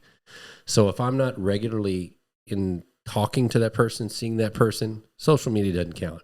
But if I'm not regular talking to that person on a regular basis, those we all, citizens, police, all the same, we start getting into silos. And when we don't see each other, talk to each other, we fill in the gaps. We fill in the gaps with the worst possible scenario. Mm-hmm. So now you ready for the wham, bam, all the way back to the beginning? Here we go. I just took a sip. I'm ready. All right. Me too. Let me take a sip. All right. Love it. It is this. This isn't something to be said at the beginning.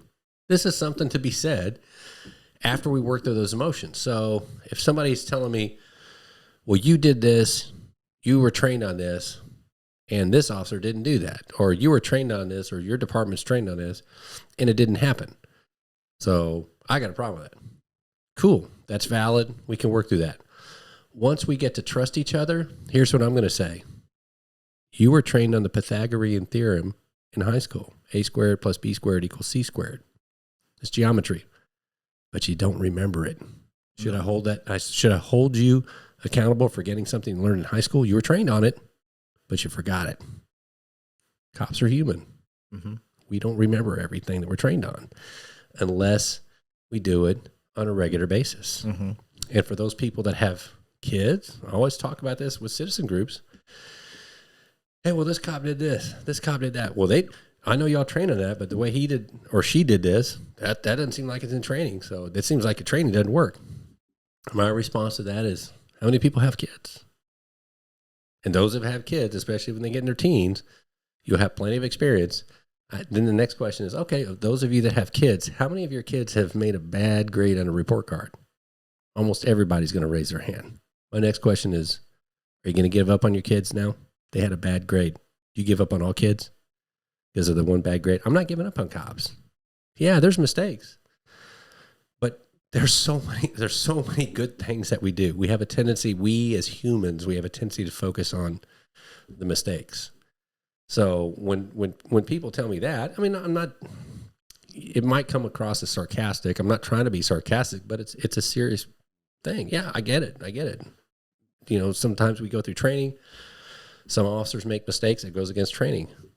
But we don't give up. We keep training because everybody, you know, most of us are getting it. But here's the big picture. This is what I'm getting at, is this. Training. How do we get more training? The majority of most departments are going to be patrol. That's often our biggest challenge. How do we take people off the street so we can get regular training? I think, what's the guy's name that wrote Extreme Leadership podcast? Navy SEAL guy. Not Jocko. Jocko Willink. Yeah, so that I read that book, and one of the things that he talked about, I think it was in that book. But for us to maintain skills, I think he had mentioned, and I don't know if this is a made up statistic or if there's an actual study, that we should be 20% of our time should be training. Yeah. I don't know how to, unless we expand the department and then put more resources and funding towards training, it's going to be really difficult to get patrol officers to train 20% of the time. But here's what I'm going to say. Mistakes are going to happen. We want to mitigate those as much as we can, and we want to have community conversations on a regular basis, not just conversations, but collaborations. I got something to add to that on mistakes. And this goes back to my BJJ training. Mm-hmm. I never learned more in jiu-jitsu. I'm just using this as an example, and in life, but I've never learned more in jiu-jitsu than when I screw up, when I make a monumental mistake in that game. And I can tell you, those mistakes are 100 times more valuable than the successes I had, where I didn't learn anything from mastering something really fast. I learned 10 times more because I screwed up. Right. And if we give, and you tell me your thought on this, but if we've got enough trust to allow mistakes to happen, now I get mitigating mistakes, but for officers, and especially as being an instructor, like, I kind of encourage mistakes in a way. I'm with you. You know what I mean? Yeah. I'm not saying go out and accidentally shoot somebody. That's not what I mean. That's an extreme.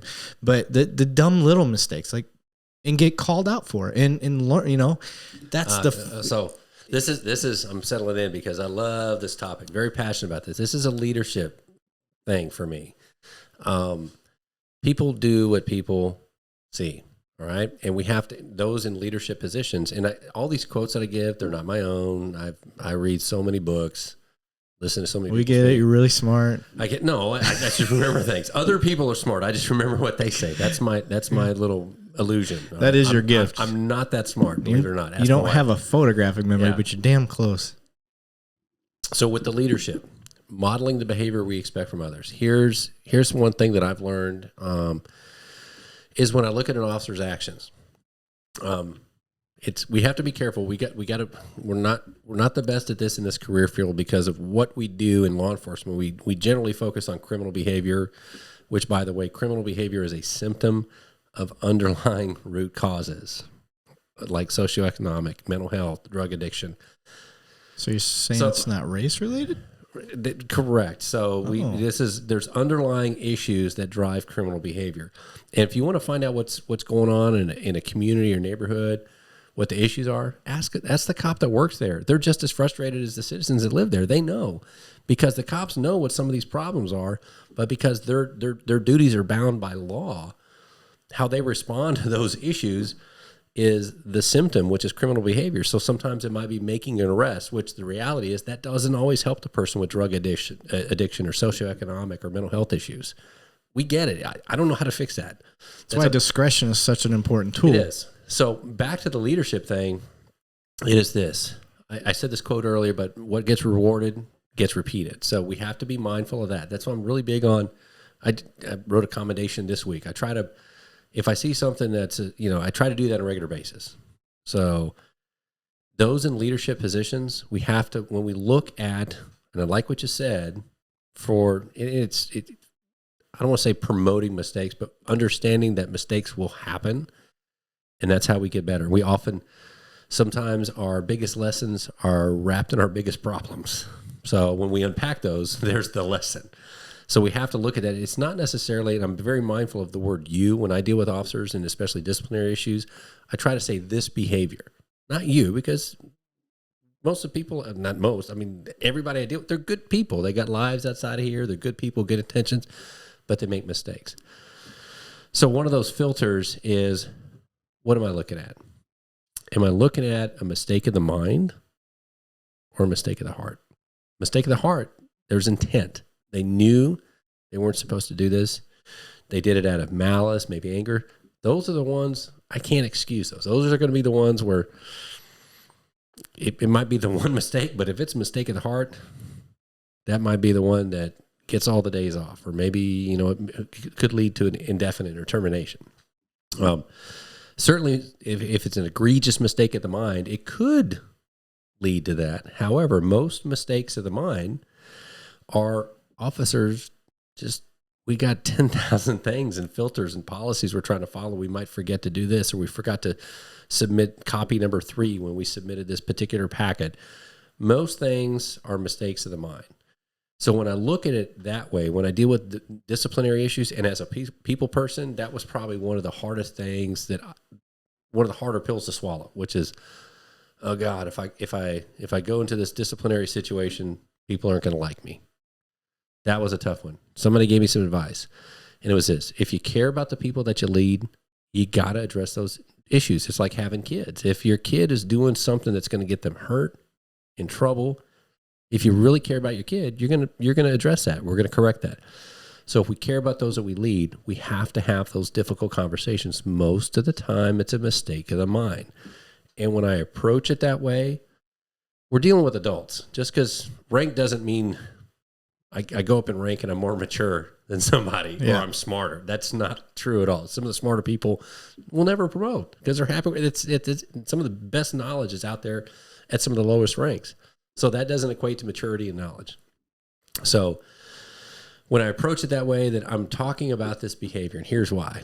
Because I'm in the same boat as you and every other officer. I want to get through this career with my career intact and my health intact. And I care about those that I lead. So if I see behavior, whether it be outside of training, outside of policy, or something that can cause something bad to happen, or something unprofessional, whatever the case is, I'm far more comfortable in those conversations now, because I realize most of what I'm dealing with is a mistake of the mind, not a mistake of the heart. I've had very, very, very few of those, very few. And then I'm doing this because I want to help them. I don't want them to make that mistake, so I deliver it that way. And I try to stay away from, you fucked up, or you did this, or what you did was stupid. No. It's not you. It was, I observed this, that behavior, I got a problem with that. If that happens again, it can lead to this. It can lead to this. So I'm going to address that behavior. And here's what I'm going to do. So I want us to talk about this, and you tell me your thoughts. How do you feel? What happened there? So I give them a chance, give them a voice. But the disciplinary side, or the mistakes side, that's how we get better. We're going to make some mistakes along the way. The hope and prayer is that those mistakes are minor and our career can survive them. And we're in terms of leadership, somebody in those leadership roles acknowledge that, hey, this is a behavioral issue. If I care about those I lead, let's address that. It doesn't mean this is a bad officer. This is a bad person. Right. So that's kind of my spiel on that. I'm glad you brought that up, because as a person that's worked for you, now we're friends. I mean, I know you won't admit it on the radio, but we're friends. And so funny. I know. And we are friends. I worked for you. So it was weird, because it started out, I go through the academy, and you had just turned corporal at the time. And so you already were a supervisor over me in a sense. And then I got to see your personality style and all that stuff. Right. And I was like, dude, he's fucking cool guy. And tell my wife. Yeah, yeah. And I'm not telling her. No. And No, she's gonna watch this or listen, whatever. She's not. She's not. I'm gonna block her. Yeah. But we became friends, and then it's weird to end up working for somebody that you become friends with, and you followed that model with me, and it's a leadership role that I think it's one of the major things lacking in leadership today is they don't want to have the difficult conversation. And then it ends up leading to that person, like you said, you care about them. Mm-hmm. I don't want them to get in trouble. But when you care about them, it starts to make it more difficult to lead them. And I wish if anybody got anything from the leadership side, even though we were supposed to talk about use of force, this still all plays, they're all entwined. But you had... I can say, honestly, I didn't get in any trouble under you, but you still told me things to improve on. You were like, hey, dude, I see where you're at, and you did your shit sandwich, as you call it, or whatever you did. You did good. You fucked up here, but you did. Yeah. Keep doing a good job. Yeah. So, if you know Buck's formulas for everything, like you start laughing while he's telling you, okay. No, okay. Now I'm going to say this. Okay. That's for developmental stuff. Yes. When it comes to conflict, there's a different formula for that. But like if there is. But if it's developmental, it's the praise, critique, praise. Yes. Yeah. So, but. Which I had that with you all the time. Yes. I didn't. Didn't. I'm just so, but it was, the point that I'm getting to is that leadership style is somebody, I take pride in what I do, and it's kind of almost to a fault. Like I get emotionally invested in what I do. Sure. So, and I know that about myself. You pointed it out. So that's how I realized it. And when you told me something to fix or get better at or whatever, I took it to heart that much more because of the respect I had of you as a leader. I took the friendship side out of it. You earned more of a leadership respect just because of the way you approached it. So I'm trying to get that out to other leaders. Like, quit being afraid to lead. If you're afraid, you're basing it off of fear, and you're going to be a worse leader than you're intended. And we overcompensate with I'm in control. It comes from fear. Yeah. Right. Yeah. And I wrote this, I got on a spiel one night. It all stemmed from a poor, in my opinion, leadership decision. I'm not going to mention any departments or anything like that, but a recent decision to fire an officer, and I didn't agree. It could be something that I agree with later, but I think it all happened too fast. And basically, I was talking about when you make a fearful decision and letting fear dictate the way you lead. You're bound to fail as a leader, and it's going to contradict all the big picture ideas that you have. You may satiate that thing, that immediate hunger for whatever side you're trying to appease, but in the long run, you're only going to alienate both sides of the house. And so I want people to get from what you just said that you have to base your leadership that way. And the point I'm trying to make is that as somebody who's your friend and you still followed that model, and I think it worked better even as somebody who's your friend. So if you're leading people that there's no friendship with, you're just, subordinate and leadership role, supervisor, I think may work even better. I don't know, but follow that instead of being fearful of it. Does that make sense? It does. Okay. Yeah. So, and it's, we could talk all day about the leadership side, but on the leadership side, it is, I think, and I'll speak for myself, and I'm only assuming here that most people that have been in those leadership positions or can probably attest to this. It is those difficult conversations, and sometimes with people that we really are friends with, those can be even more stressful. Yeah, you yell at George a lot. I do. He can't. He's like, I think he's 57, 58. He does. Yeah. I do that. He's a lot older than you. I yell at him because he just can't hear. He just can't hear. Yeah, makes sense. Yeah, so I mean, I'm yelling at him as nice as possible. Okay. So, but with leadership, it is those uncomfortable conversations, especially where I'm dealing with maybe a potential conflict. Discipline's always, everybody's watching discipline stuff. How how is this leader going to handle discipline? Everybody's watching. And I think it was a crucial conversation.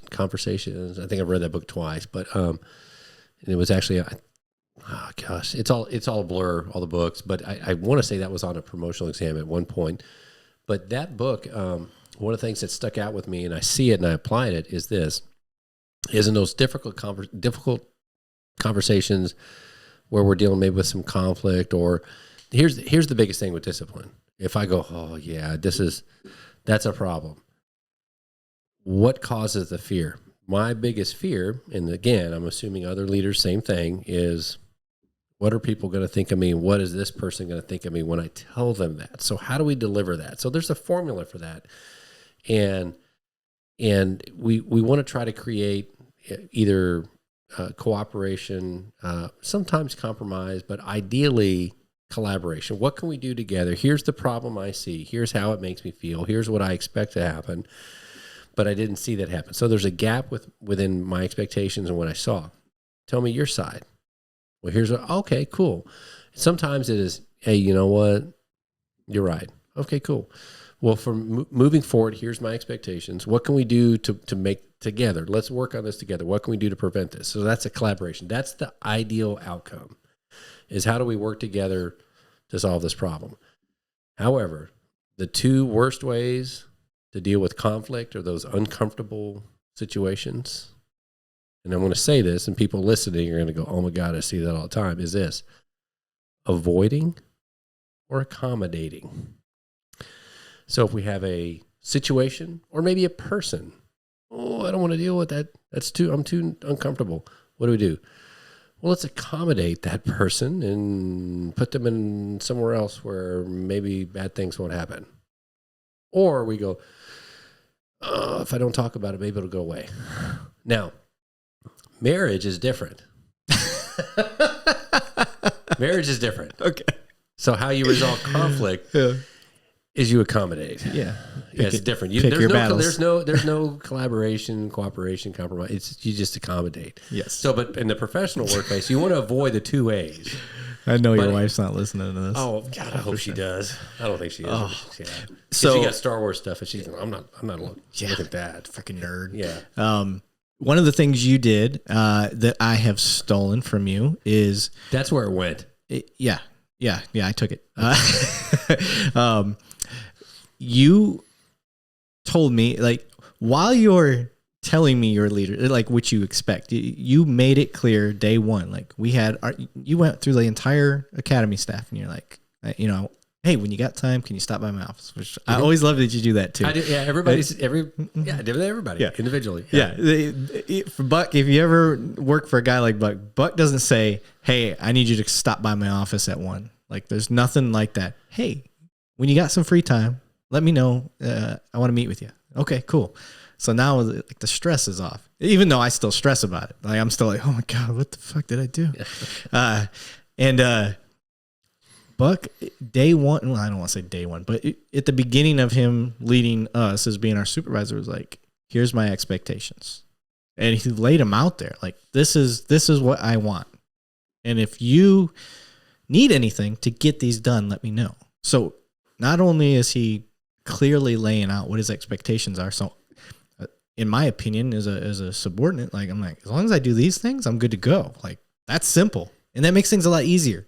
So I know what the expectations are right away, right out the gate. So, and then this is where I say this a lot. Like, my job as a leader, and I got this from you. I don't think you said it specifically, but you showed me, like, to be a good leader, all I need to do is give you the tools you need to succeed. And by doing that, you make me look good. As a leader. Like, you will look good because I'm kicking ass. Right. And you don't need to brag about yourself. This is brilliant shit. So I wish I could claim it. It's not mine. I know it's not. It works. But that's the thing. It's the basic stuff. And I know it's not yours. And that's what I love about it, is just, it's so stupid simple. It really is.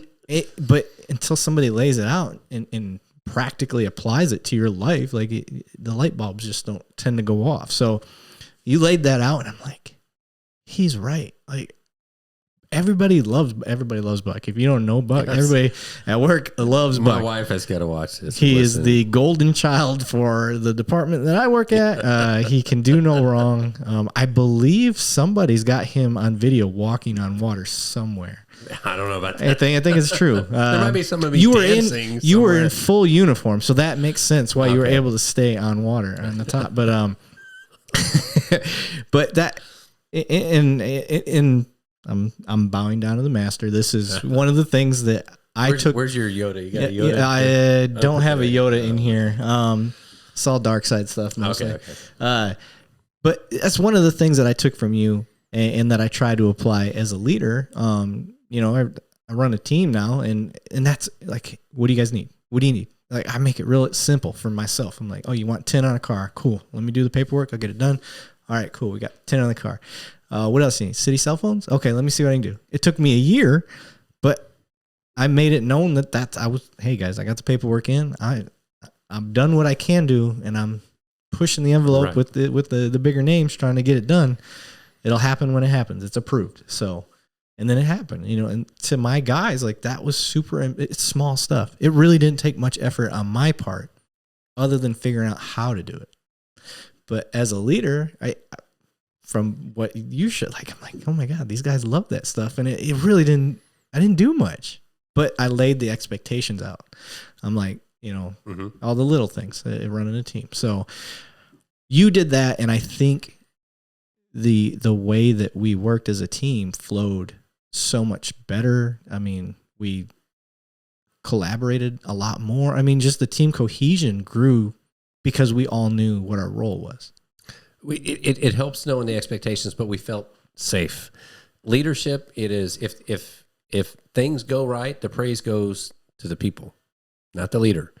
If things go wrong, if something bad happens, the leader has to own it. It's on them. Oh, yeah.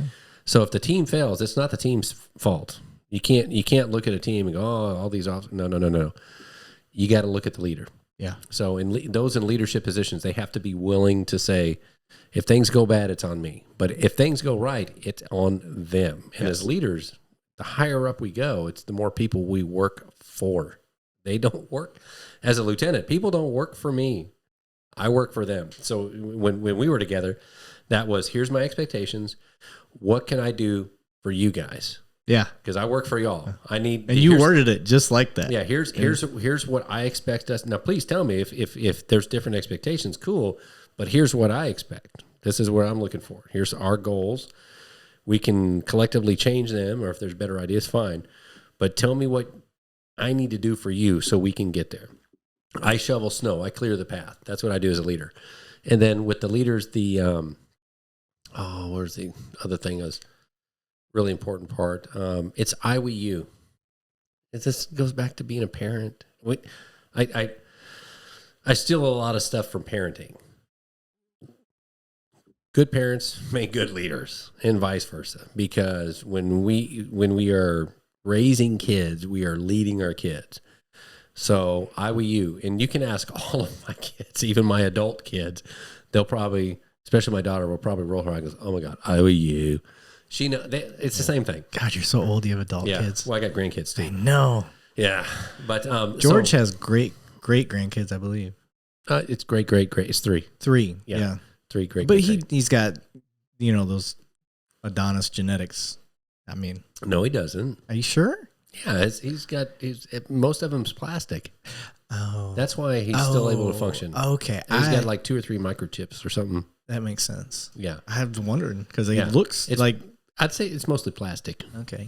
I mean, I thought he was hunched over, but it might just be the implants. It is. That makes sense. Okay.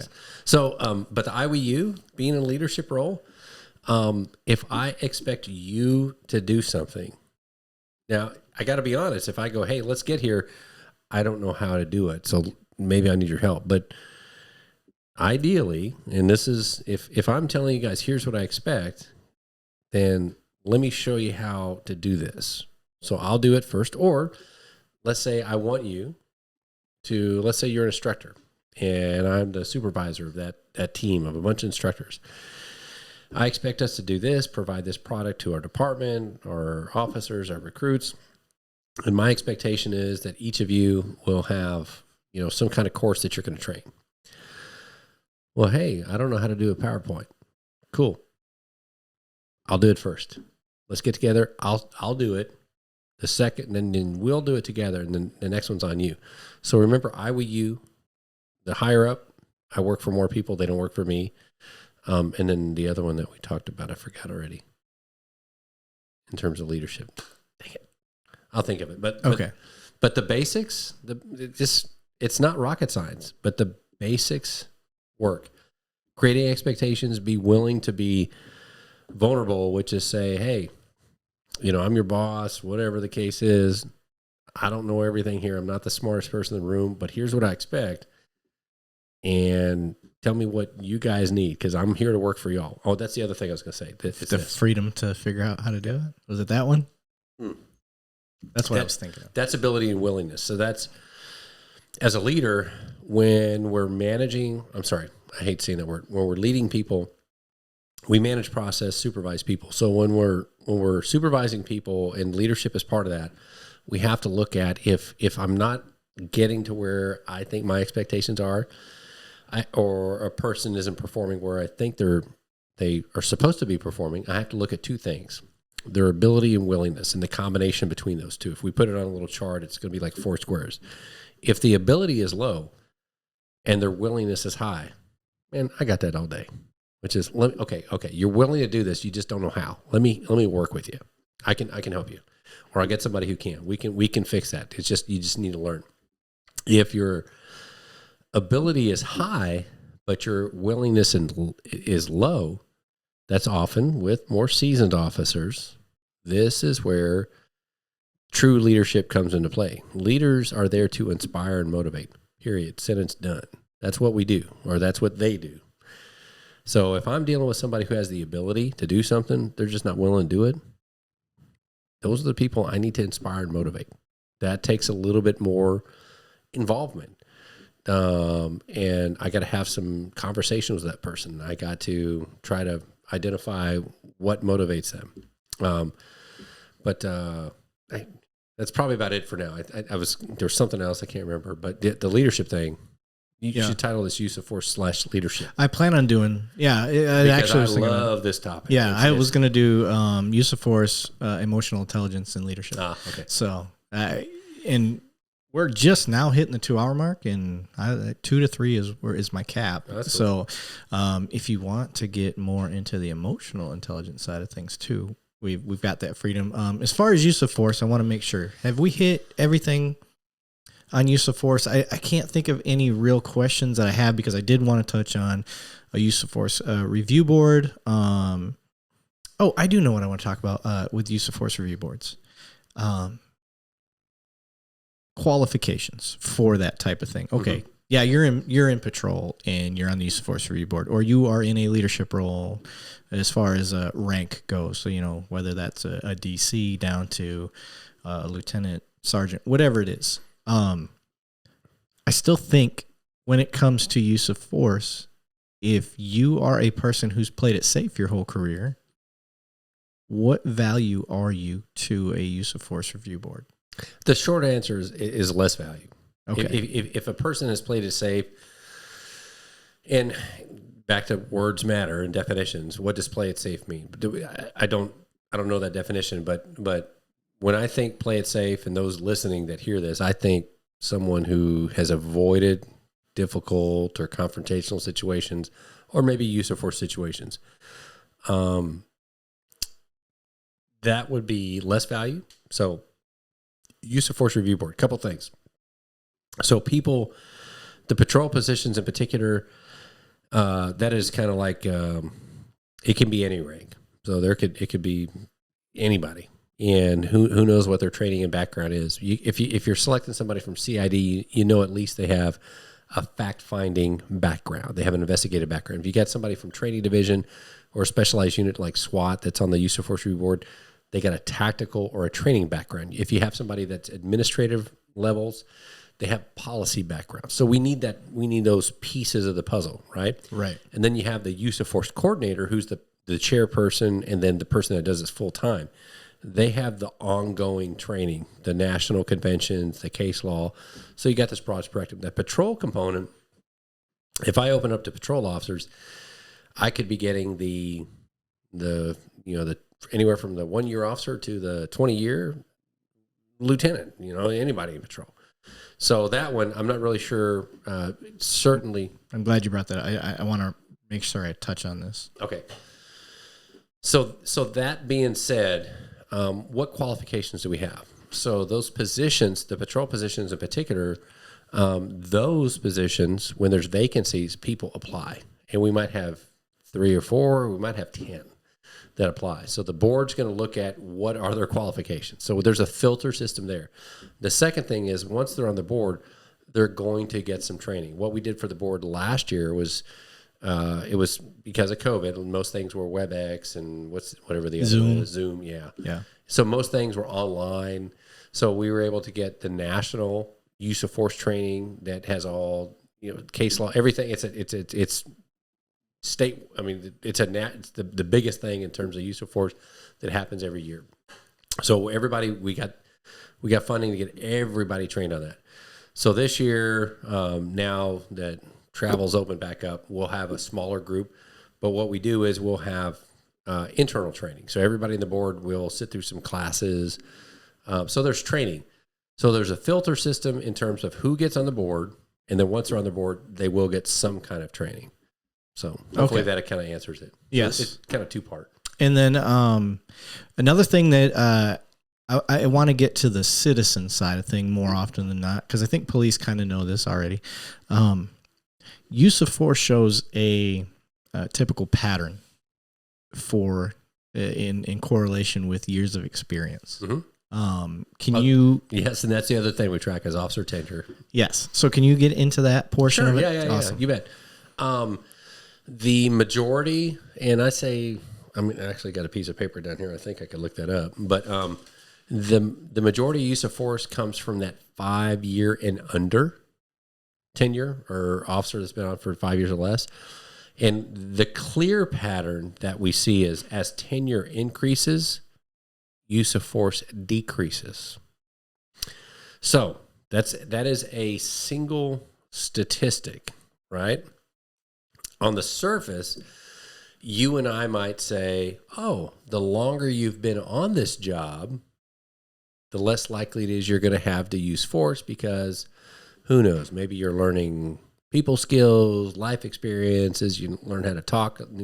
And honestly, we've been in this situation 10 times. I know what to say this time. Certainly that is a factor. I can't say we measure that factor. That is a very kind of subject. I'm not really sure how to measure that. Here's what we do know that is very tangible and we can measure it's a metrics is first of all, how much of this department is in patrol. And for most major cities, it's going to be the majority. For our cities, the majority of departments in patrol. Second thing is, let's look up the average tenure for those in patrol. Guess what ours is in our major city? 5 years or less is the median number. So what I'm saying is we have your 20-year, it's a bell curve. Everything's a bell curve. We have your, 1 year, a little hunk down here. And then the majority, 2, 3, 4, 5, 6, right around 5, 6, 7, 8, 9, 10, 20. So it's a bell curve. So most people in patrol, that 5-year mark is about average. So what that statistic says is 2 things. And I can't say it with certainty because I don't have the actual data. These are, I guess, educated guesses. One is that number doesn't surprise me for 2 reasons, which I've already stated, which is first is most people in patrol, the average tenure is 5 years or less, and that's most of our use of force. The second is as you go up in tenure, we learn how to interact with people more effectively. I don't know how to measure that. Yeah. But I believe that. So I think that helps too. But so in terms of what that means for us, like in law enforcement, those other agencies listening, like what do you do with this data? It is this. If there's training to be delivered, really, really, really try to draw in your 5 and under folks because they're most likely to use it. They probably need the most. Because here's what happens, at least in a big city, around that 5-year mark, what happens in our career? Start promoting. We start promoting, going to specialized units. So around that 5-year mark, a lot of people actually leave patrol to go do other avenues, whether it's being a detective or working in a unit or promote, which is being a detective. But the point is, for some. So that 5-year and under, which is where most of our use of force comes from, it doesn't shock me. It tells me what I think I kind of suspect, which is how we talk to people, and we get better at that with experience. That comes into play. But certainly one thing we can measure is what's the tenure in patrol. In 5 years, most people, they have the opportunity to go somewhere else or maybe even promote. Do you think, because you're so old, do you think that that want to stay in patrol has changed? Because I remember the glory stories. I really do. People stayed in patrol forever. They do not stay in patrol anymore. Oh, there's more. Don't worry. Yeah, just waiting for you to finish that. I do. Yeah. And God, what I'm going to say is going to sound cliche, and some people listening might go, "Oh, that's bullshit," or you might agree. Whatever. It doesn't matter. If you say it, I pretty much agree with it. I'm a Buck Wheeler fanboy. So God, I need my wife to listen to this. I know. Okay. So it's this. I'll speak from my experience. When I got on this department or got into law enforcement, I honestly never ever thought like I want to be a supervisor, I want to be a detective, I want to be in administration. And George, the one that told me this, because he's one of my best friends, and he even says, like when we're at work, he calls me LT. That's just the way it is. Yeah. Because he goes, "Hey, you're admin." Yeah. And I respect that. And it's just the way it is. It's a military rank thing. Yeah. I'm the same way. But hitting that LT mark, that is probably the biggest transition in terms of I have a lesser degree of a connection to the people that I lead. It takes more work to physically kind of be involved with them. As a sergeant, I was definitely involved directly with those people. So lieutenant, there is a noticeable boundary in terms of you're now admin. So the what was the question? If you forgot, no, about the leaving patrol earlier. Patrol. Now. Okay, yeah. So when I got in this department, I never thought about law enforcement other than patrol. Like my mind was not even. I took a promotional exam thinking, I test pretty good. I mean, I bombed it. I was like, oh, well. It's one of the hardest tests I've ever taken. Yeah, and I was like, next time I'm studying my ass off because I didn't take it. I was like, how hard could it be? Multiple choice. I was the same. Yeah, I did terrible. But I never thought about, I want to be a sergeant. I just thought, man, I'm an in the trenches kind of guy. And those people that have known me through my career know that. Those people that know me as a sergeant, as a lieutenant, probably can't picture me that way. But I was an in the trenches guy. That's how I lived my life. I was in the trenches. Yeah. That's just what I do. I'm okay with that. The promotional aspect for me really came into, wait a second, I got a family. I'm going to retire. When this job is gone, my family's still going to be there. So I got to start looking ahead. I didn't promote until I was 10 years in my career. Mm-hmm. So the patrol side, that's kind of where, in the training side, I was never thinking, I'm going to be an instructor. And back to the Brazilian Jiu-Jitsu stuff, what got me interested in that is I'm old school, man. I mean, usually the first person gets the hardest hit, the punch right off the bat, you're usually going to win a fight. That's how I grew up. So I didn't really buy into martial arts or anything in particular. And I was watching Brazilian Jiu-Jitsu and it's crazy. Yeah, I was like, man, there's something to this. So that kind of drew me to that. But now I've kind of got back to the boxing, which is usually the person that punches the hardest right at the bat is probably going to win. So it's kind of come full circle. So now I do the boxing thing again.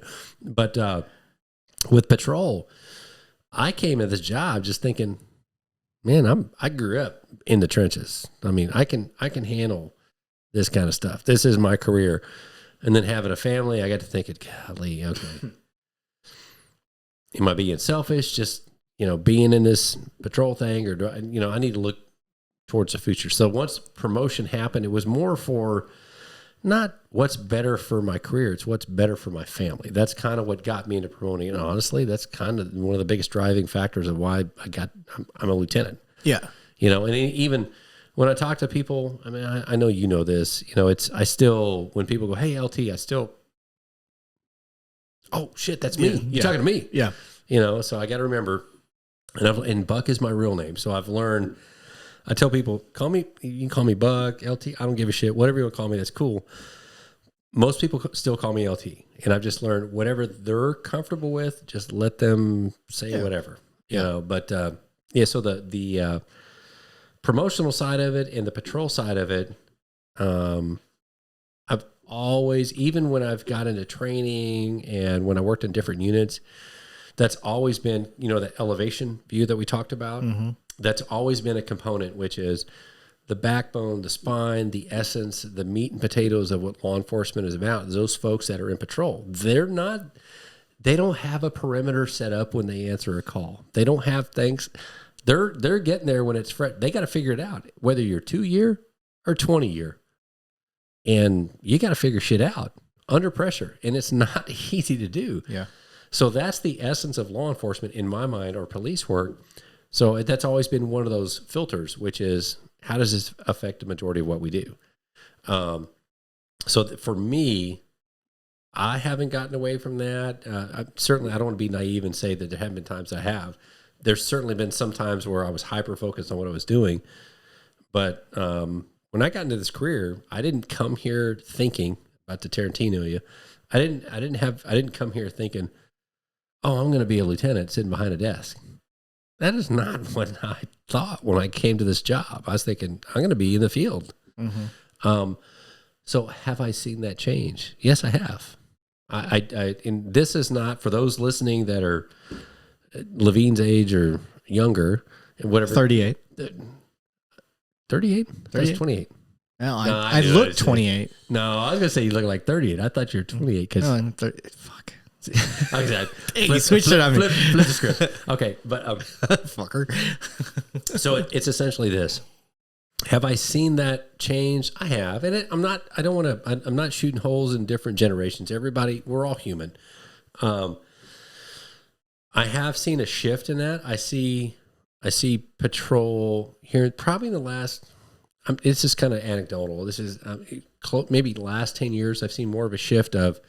Patrol is where I spend some time so I can get to here. Right. Patrol is where I get to so I can get to here. And honestly, even at the supervisor level, patrol is where I'm going to spend some time so I can get to be over a specialized unit. Yeah. So is that good, bad? I don't know. If it is bad, how do we fix it? I don't know. But I can't say with larger cities, public perception, pressures from media, cultural changes that we see nationwide. I can see all of those being factors into, let me do my time here so I can kind of get out of the spotlight and just get in a spot where I'm not as visible. Right. Patrol's pretty visible. Yeah. So I have seen that change. I don't really know how to resolve that, or if even, I can't say that's bad. Me personally, I would rather people stay several years in patrol because we need the experience there, and especially those in leadership roles. I think need them there. One of the biggest factors, and I agree with you. I think the way you can become viral overnight, things like that's all fear-based things. Social media plays into that. Yeah, I think those are all things that play a role in why people are staying in, or getting out of patrol almost as quick as they can. And I don't fault people for that. And but I think one of the things that departments can do is, when it comes to retirement, the way you play your retirement role makes a difference on how long you're going to keep people in patrol. If you give your guys the tools to stay in patrol when it comes financially and when it comes to the long term, I think that's a big factor, because these departments that they have patrol officers that are 10, 15 years of, you got your Johnny Coxes out there who still killing it in patrol, but his retirement is a little different. So that is I think that's a major factor. And I'm not faulting any department or the people that make those decisions, because there's a financial component and all that stuff. But big picture, now that we've seen the changes that have happened because of those type of decisions, maybe it's time to switch back, because you are opening up your department for higher liability, because you're only keeping 0 to 5 year officers in the field because they don't have a choice. And if you get the more experienced officers out there, and this is just me spitballing, you're going to have a lot less liability issues. So in the long run, we keep those guys out there, keep those really good guys out there, and teach our younger guys. You're only investing into your own department. And maybe that's something that some people should look at. Maybe people with rank. I'm going to add some to that. Okay. I think, sure, people of rank and incentivizing patrol is a great idea. And this has probably been on the table before. Yeah. But I think because what we see now is community has a larger influence in law enforcement. And I'm not down in that. It's just the way things are. And it's okay. And if I'm a community member, I want that. But that's just, departments are more transparent. What happens, whether it be a law enforcement shooting, disciplinary issue, it's likely to be on the news that day or the next day. So the point is, there's a higher degree of transparency, much more community involvement. I think that issue, that how do we incentivize patrol to keep good people out there with those experience? Because I get it. There's probably a fear factor that's driving some of those people to say, you know what, I don't want to be here because I don't want to be on the news. Everybody's out to get me. They think I'm, doing this because I'm biased towards it. Whatever the case is, it's just, I just want to do my time here and get out because it's so risky being a patrol. That view wasn't there before. There's I think it's changed. And I get it. Again, like you, I'm not faulting the officers, but it's this. How do we get the community to agree to that? Because I haven't been to any community conversation. I haven't talked to any community member that's living in areas where there's issues, there's problems, whether it's underlying, whatever the case is. I haven't talked to anybody. I don't know if I said lived in. I meant talk to, or lived in for that matter. I haven't talked to anybody at the community level that said, I want less police. Defund the police department. I want less police in my neighborhood. I haven't talked to any community member that has said that in those about, hey, what do we do here? I want less police. No, I want more police. I want police that not just have experience, but that are connected. I'm very cautious with language, like a beat officer. I love the beat concept. But it's not an ownership of that beat. It is a connection to that beat. Yes. We don't want to say the beat officer, it gives them a sense of ownership. No. It's a sense of connection, because we want to be connected to the people that we're working with and working for. So I would love to see part of the resolution to, how do we incentivize patrol? How do we keep experienced people in patrol? If we're having a hard time doing that departmentally, let's get the community involved. This is because I guarantee they're going to say, yeah, I would rather have 10 plus year experienced officers in my neighborhood than your 1 or 2 year officers. Yeah. So to me, part of the solution to that is community involvement. I agree. How do we get the community to support that? Yeah, I agree. I'm not trying to totally go away from that, but and don't. I kind of am. And don't. So we talked about, I'm getting into this podcast thing. I know. So we got voice inflection. I like it. We talked about the 0 to 5 year and the statistics behind that, use of force and stuff like that.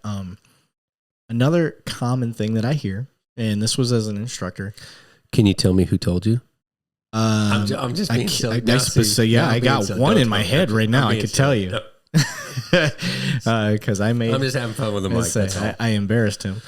Anyway, the dependency on the Batman belt. You got the old school officers versus the new school who say, well, our rookies are too dependent on their Batman belt. And I remember when you started doing all these statistical checklists and watching all this stuff, and you actually, at least you told me this, that you kind of found the opposite. Like, they were going hands-on. Like, one, can you explain to the community, listen, why that's a good thing versus this dependency on the Batman belt? And then 2, can you explain to other law enforcement how, at least in the fishbowl we're in, that the trend you saw? Sure. So, and I'm going to kind of unpack the question a little bit. So part of what I'm hearing is what the Batman belt being, tools we have, whether pepper spray, taser baton, even firearm, deadly force. So dependency on that versus open hand control, weaponless type strategies. So for our department, we actually saw between a couple of years, I want to say it was 2018 to 2019, we saw a pretty big increase of taser, and then a pretty substantial increase in going hands-on. So that raises a couple of questions, which is, first of all, why? And the second is, does that matter?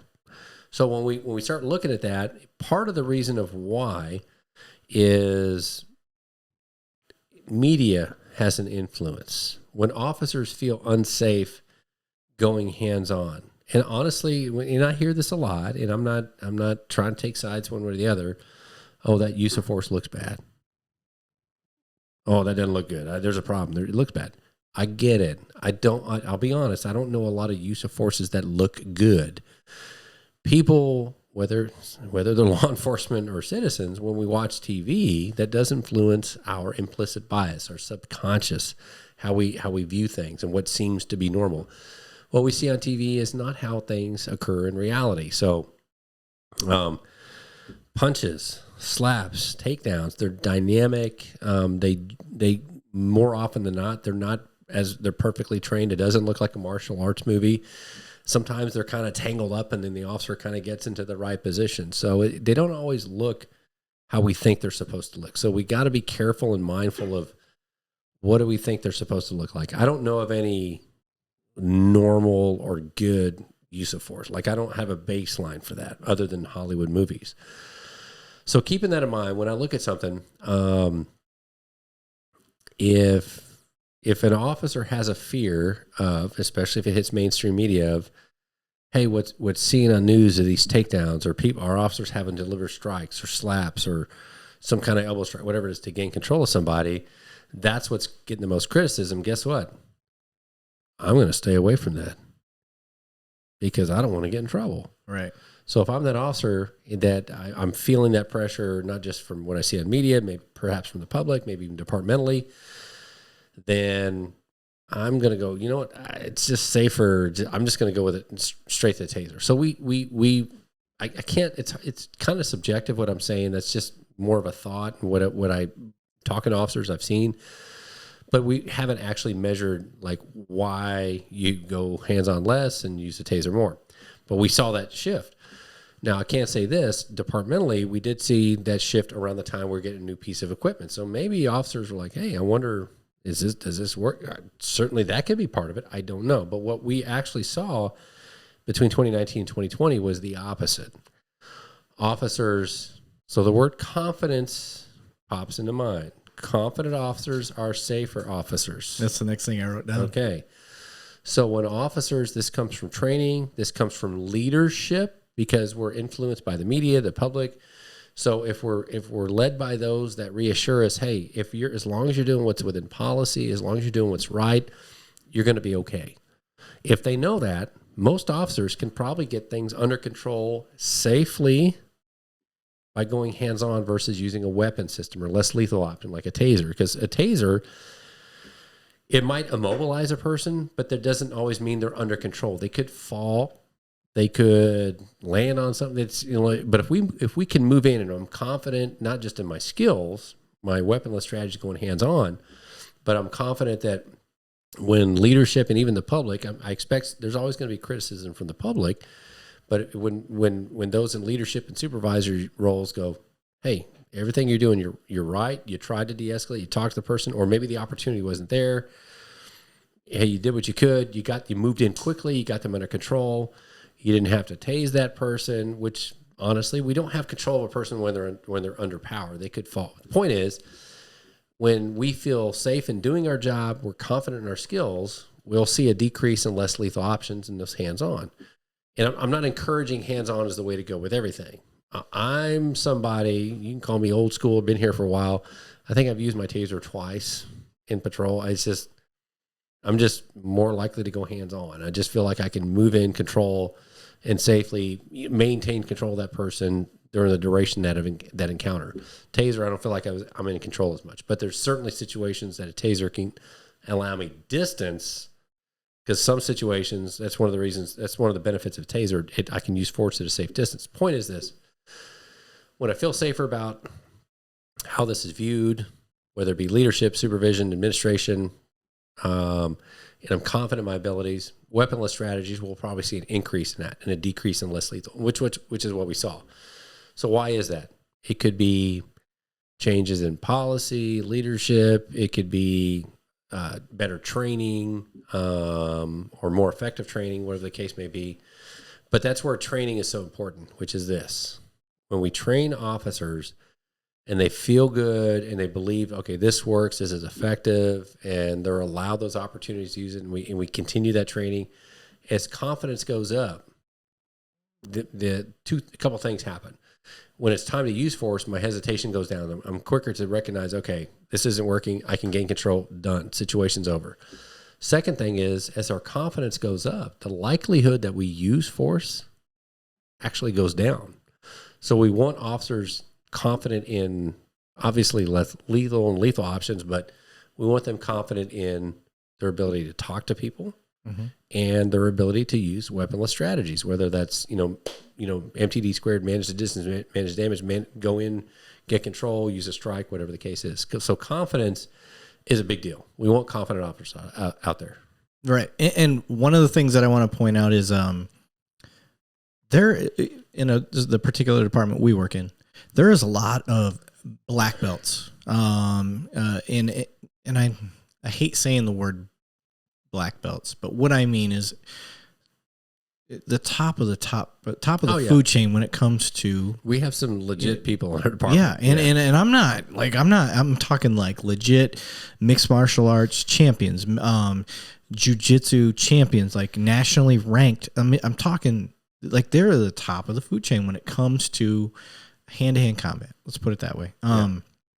These are the people that use force the least amount of times. And it goes into what you're saying. They have a confidence. It's not a cockiness. It's not an anything.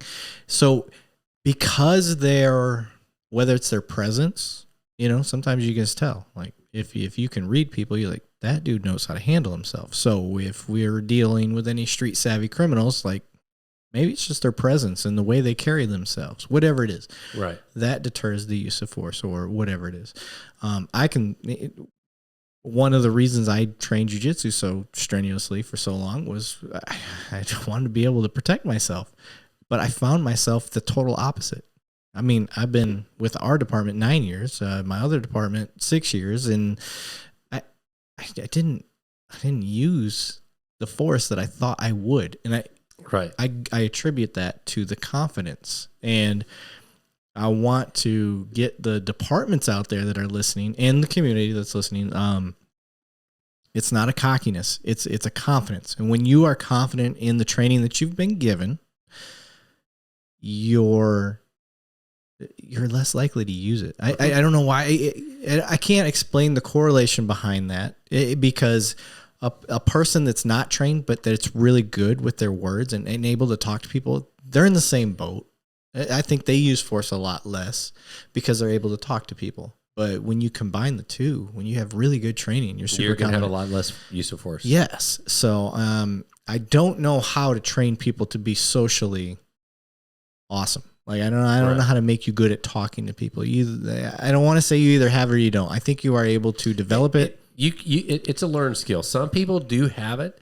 Some people that don't, it's an OJT, on the job kind of training type thing. They learn it. Yes. And I think they have a rougher time in the job at the beginning, but they, like you said, they figure it out. And that's one of the learning from your mistakes. And if you have a good leader that's able to point out those things early, but teach their own.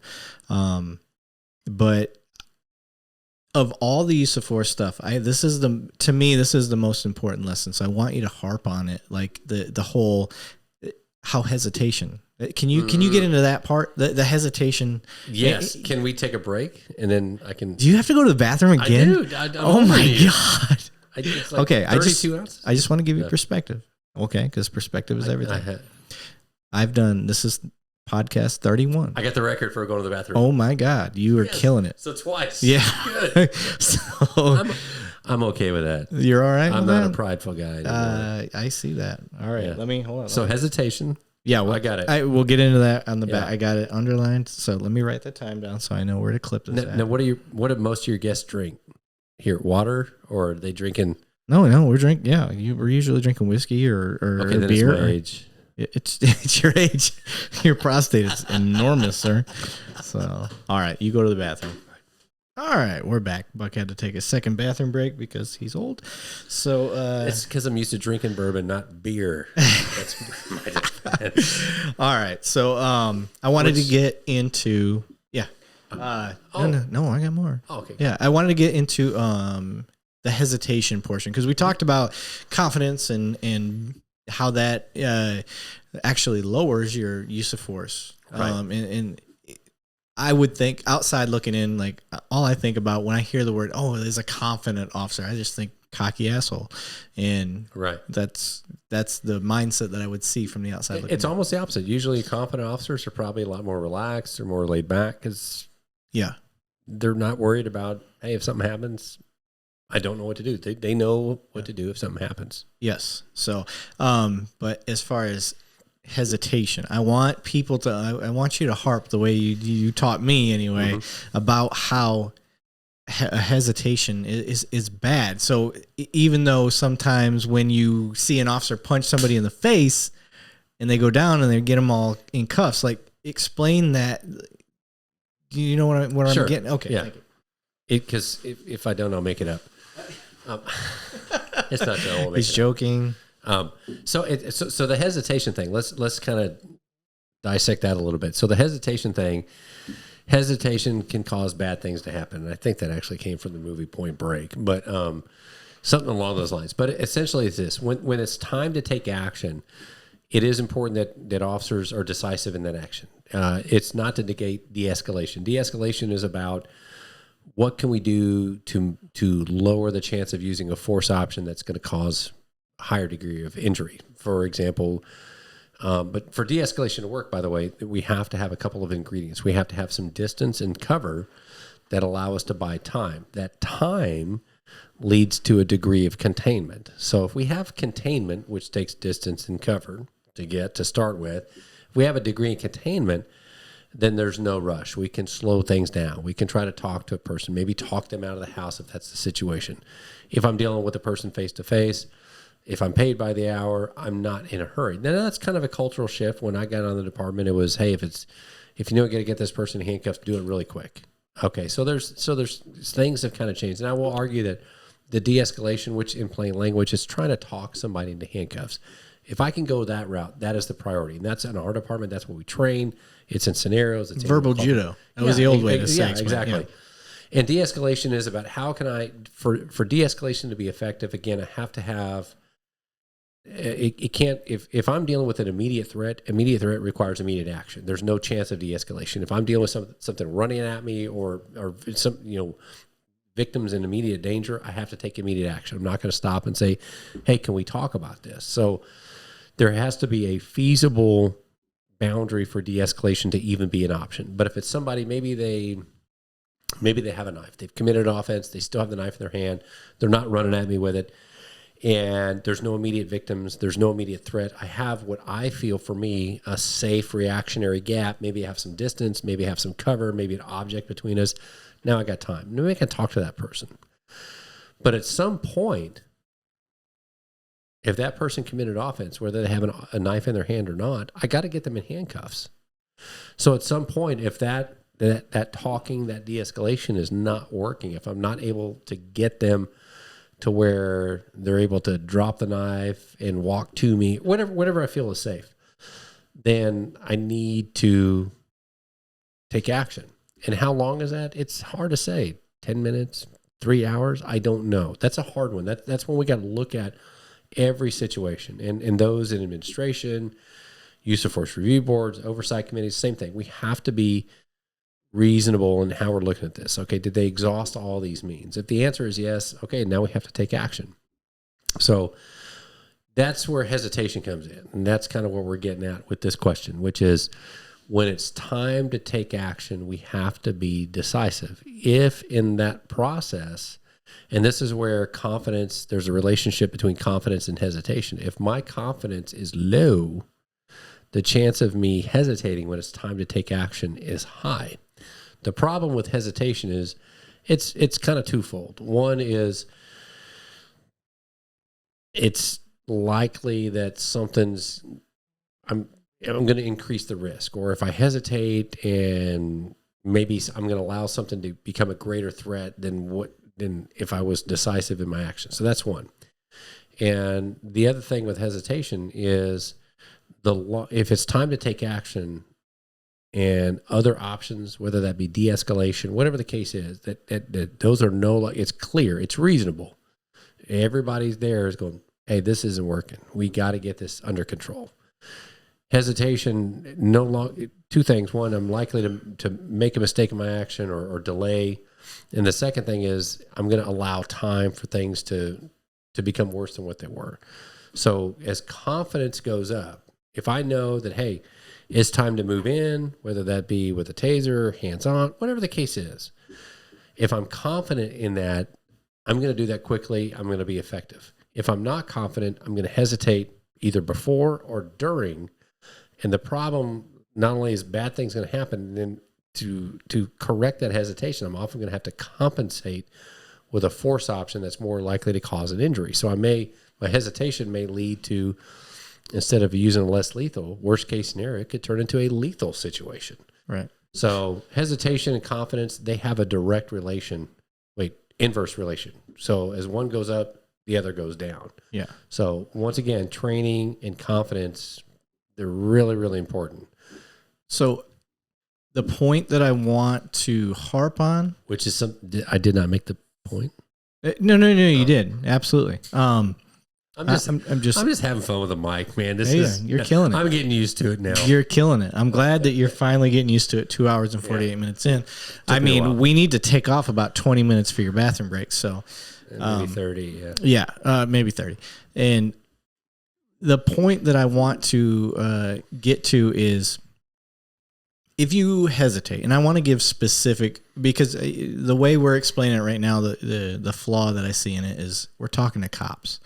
I want to give like a specific made up example. It doesn't have to be real, but where hesitation would lead to me using, let's say, my baton or my gun versus being confident in doing the one and done with a punch. I see what you're saying. You see what I'm getting at? Yeah. Okay. Yeah. And so if you could elaborate on that part so people understand how in the long run that one and done is actually safer for everybody versus the firearm, which is going to be a lasting effect on the officer and the person that the firearm was used on. Right. Okay. So I'm going to jump to the worst case scenario. Hesitation, active shooter. Everybody, whether you're citizen or law enforcement, you're going to active shooter. You know what that means because we see it on the news. Not that that's a good thing. It's a bad thing, but active shooter, we're familiar with it. So here we go. Clean it out. Yeah. Before that. See, we're actually going in inverse order. We're yes, going we are. The to the lowest. Yeah, we are. So the hesitation, active shooter is a worst case scenario, which is I have someone who's actively seeking victims, walking through a school. This is what we see the most. If I hesitate and go, wait a second, there's only a few of us here. Maybe we should wait for the TAC guys or SWAT guys to get here. The hesitation there could lead to more deaths. And I look at it from, if that's my kid, go in there and engage with this person. And certainly there's a risk, but this is one of the reasons we're in this job, which is that risk. It's not, hopefully it doesn't happen. Yeah. But time to earn your paycheck. Well, when it does, that's what we got to do. Mm-hmm. So that's a worst case scenario. The one and done, that term, it essentially, for those listening, it means, hey, if I can use force, if I can do it one time and it's done and it's effective, that's great. Because if I'm hesitating, I'm not sure how to use the force, the degree of force that I need to use, the amount that I need to invest in that force, the longer I prolong that, especially in a dynamic situation, the longer it lasts, the higher the risk of injuries go up for citizens and for the officer involved. Right. And worst case scenario, that could lead to what I call compensating behaviors. So I'm being ineffective here. It continues and now that I know this isn't working, exhaustion kicks in. Now I have to use a force option that is going to cause an injury. Worst case scenario, it could lead to deadly force. So this is something I think is important, whether it's citizen or law enforcement. It is one and done in terms of when it's time to take action, whether that be an open hand strike or closed fist strike. In law enforcement, we do those strikes in order to momentarily stun that person, displace balance, or distract them for a small period of time in order to gain control of the hands or get them in a position where we control. It's not like a boxing match. I'm not delivering a punch to get a good jab in so I get a couple of points. It's good form. Thank you. It's instinct now. Yeah, I see it. Yeah. So see, that's another podcast. It is. I still hit, dude. I spin all the time. It's probably you see the Ivan hitting. No, is he? Oh yeah. Dude. Oh my God. He's I can't wait for his first school fight. He's I can. Hopefully it doesn't happen. Oh, I hope it does. He's 5'11", 205. Yeah, guess what grade he's in, folks? 7th. Oh my God, he is not in 7th grade. Yeah, he is. He's my daughter's. Oh, my daughter's in 7th grade. Yeah, exactly. They're in the same grade. God, I keep forgetting. I told you my girl dropped the F-bomb the other day, right? Yeah. I'm putting that out there. So, and this is the 12-year-old, and he plays football for the junior high. Yeah. And he's with his shoes on. He's my height. Yeah. And he's constantly punching me and hitting me and no, we do mitts. We try to do it. I love he's getting the confidence because he lacked it for a while. You should see the combos. We can go good. Oh, that's great. It's next level stuff. Yeah. But the point is, when we're delivering a strike, whether it's open hand or closed fist, it never looks good. I don't know how to make that look good. Whether it's and why do we hit the face? Why is that even a target area? That's an area that is most likely to stun or distract. Certainly, there's a risk of injury. It's the Mike Tyson theory. We could, and we could definitely, if that target is the only one available that I can stun that person so I can get control of their hands, that's what I'm going to take. Just turn it towards you a little bit. There you go. Now we're in this whole time. No, you were good, and then I think you knocked it cooler. Yeah, that's what. Yeah. So, anyways, got a Delilah effect going. What's that mean? Delilah. You don't remember Delilah in the Morning? Is that a song? No. It was a radio personality. She's nationwide type thing. Oh, maybe it was just me. Maybe it was a northern thing. Are you making fun of my childhood because I was homeless and didn't listen to radio? Yeah, Thanks, absolutely. man. Yeah. This whole time. So I'm just trying to guilt you. I'm good at that. I've got kids, so we get good. Parents get good at guilting people because you practice on your kids. Yeah. So back to the strike thing. I don't really know how to make that look good. But the reason we do that is to create an opportunity for another tactic. So now if repeated strikes, maybe they're not getting the behavior change that they want. But here's the point. Break that down a little more. When you're saying this, the way you're explaining it is cops are going to get it. And what I'm trying to harp on is like when you say repeated strikes, what he's saying is you punch somebody in the face and they keep punching them in the face. You know what I mean? That's what I'm trying to. I want to break it down a little bit better. So often, what I see in my experience in review and use of force incidents, a punch never looks good. I don't know how to make that look good, but we have to look at what is the totality. What was the behavior that followed that? If a punch was followed by a control technique, that tells me the officer's doing that to move to a position where they can control the person, handcuff the person. If I look at, hey, they deliver a strike, they deliver another strike, another strike, another strike, another strike, there's usually a good chance that there's a degree of hesitation because the officer is overthinking this, which is, I don't want to, if I deliver it, it's good, isn't it? Yeah. It's probably my favorite one from that brewery. Oh, yeah. But we want to deliver a controlled strike, and we want to, based on our experience and what we're trying to achieve, enough force that allows us to get the behavior change that we want. So if it's a split second stun distraction, cool. So that some of that comes with training, some of that comes with experience. But if we're hesitating because we're thinking, instead of being in the moment going, I need to gain control of the hands, I'm thinking, how is this going to look on camera? I might do a not very effective strike that's not very controlled. It's not enough force to get that behavior change. What does that mean? It means I need to do it again. Yeah. And then it didn't work. I need to do it again. So what's the one and done? It's not about hitting as hard as you can. It's about hitting to where this is effective enough, or striking, whatever the case is. And it can even be with pressure points. Enough to where I'm getting the behavior change, so I don't have to use any more force, and I can. It's for the greater good. Yeah. It's so I can move to a position or gain control of the hands and handcuff. Yeah. So the one and done concept. It's not about hitting somebody as hard as we can. It's delivering enough force that it could be. It's whatever is enough to affect that change. But if my mind is not in the moment, and I'm thinking about what's going to happen later down the road, that can be a problem. That can result in hesitation and overcompensating behavior that leads to multiple strikes, which one strike, they don't look good anyways. Multiple strikes looks even worse. But sometimes officers, they go, well, I was afraid. I didn't know if I didn't want to hurt that, whatever the case may be. There's some kind of hesitation based on their mind is somewhere else instead of in that moment. Yeah. So, and one of the points that I want to bring across to the community is sometimes you see an officer who is not being assaulted, but he strikes first. The officer strikes first, and it's always an issue. Like that guy wasn't doing anything. And there's these indicators that we see: clenched jaw, clenched fist, fighting posture, little things that. And I'm not trying to negate or minimalize a citizen's perspective, but what I'm trying to say is there's factors. But if you see an officer strike first and he does a one and done, that's the way I like to refer it, and he moves in and cuffs and does what he needs to do.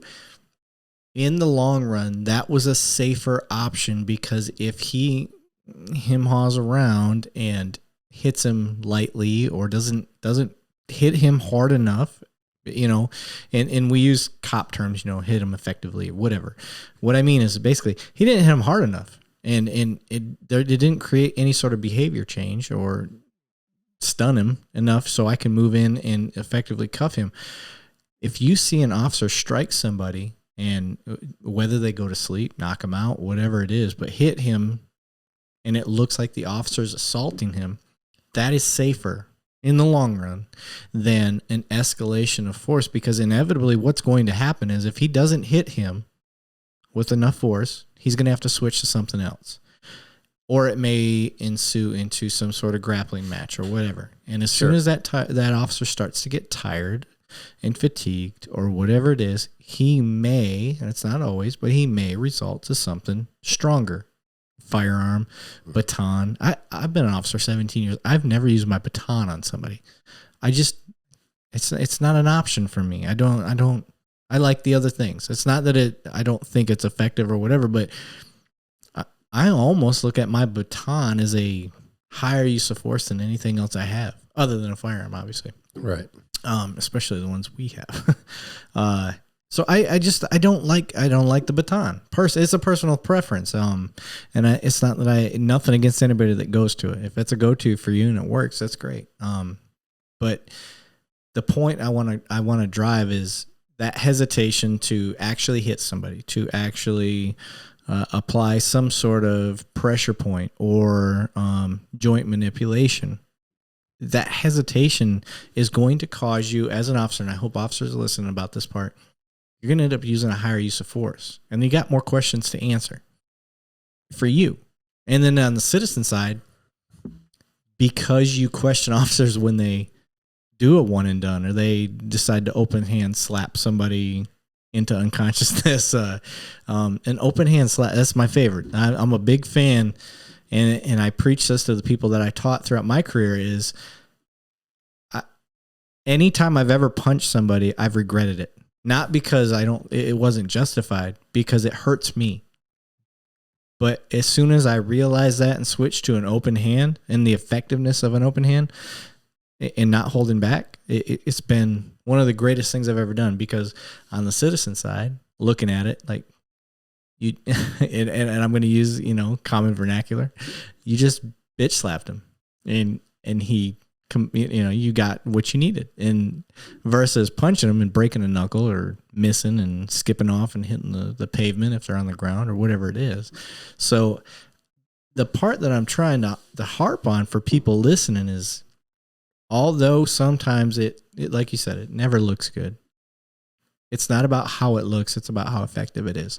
And the effectiveness, fast and quick and in a hurry, saves us from escalating down the road. And would you, a person who's got more experience and is more of an expert in the eyes of the court, in the eyes of anybody else in this career field, would you agree with that? In a nutshell, it's this. I definitely agree that the hesitation and can lead to compensating behavior. It's going to be about what is the most effective way to gain control. And also look at the other filters, what's within policy. Because if somebody is telling me, hey, listen, I know I got a traffic warrant, you want to take me to jail, I just don't want to go to jail. And they kind of look at the ground and they turn around with their arms to their side and they walk away. Is that going to justify me running up and punching that person? I'm going to say no, because I'm going to consider that we could say that's active resistance. However, there's no threat to myself. I haven't tried anything else. So active resistance. Yes. It kind of depends on the lens we're looking at. If we're looking at like policy lens, if I get an indication, and this is why officers' ability to explain their perceptions are extremely important. And for officers and departments listening, the report writing component is extremely important. If there's a report, I could pick a category where it's time to slow down, is use of force reports, because cameras are great. And we got to remember, cameras are seeing what cameras see. They don't necessarily catch that I turn my head to the right or to the left and I'm responding to something here that's off camera, or that sometimes what we see definitely on the news, maybe there's things that happen before or after, but also the camera, it doesn't pick up tactile things. Like if I had my hands on this person. So here's what I'm getting at. So if there's something to indicate to the officer that this person is about to assault me, fight me, maybe they clench their fists, or like kind of some of the things you said. Maybe it's the nonverbal cues, where how they slightly turn their feet and they put their fists at their side and they go, I'm not going to jail. And they're looking directly at me. Okay, this is somebody who's putting themselves in a position based on those observations and facts. I feel that they're preparing to not only resist arrest, but they're preparing to assault me if I engage. So that might be why I went to maybe a taser, so I could use force at a safe distance. Or I said, before moving in, I'm going to do a strike, so that takes their mind off of what is happening in that moment, so I can gain control of their hands. So we have to look at it through a couple filters. One of those is what's reasonable from the officer's eyes. If somebody just says, man, I really don't want to go to jail today, that's not enough. That alone is not enough for me to just use force in terms of a strike or, slap, whatever the case is. But if somebody says, I'm not going to jail today, I don't care what you do. I'm using the mic for effect. I like it. So I'm not going to jail today. Do what you got to do, but I ain't going. And they're staring at me and they're changing their body position. That's different. And I can articulate that. I can explain that based on those facts and observations. I felt this person was prepared to fight me. And if I got any closer, if I tried to move into handcuff, they would hit me, strike me, or assault me.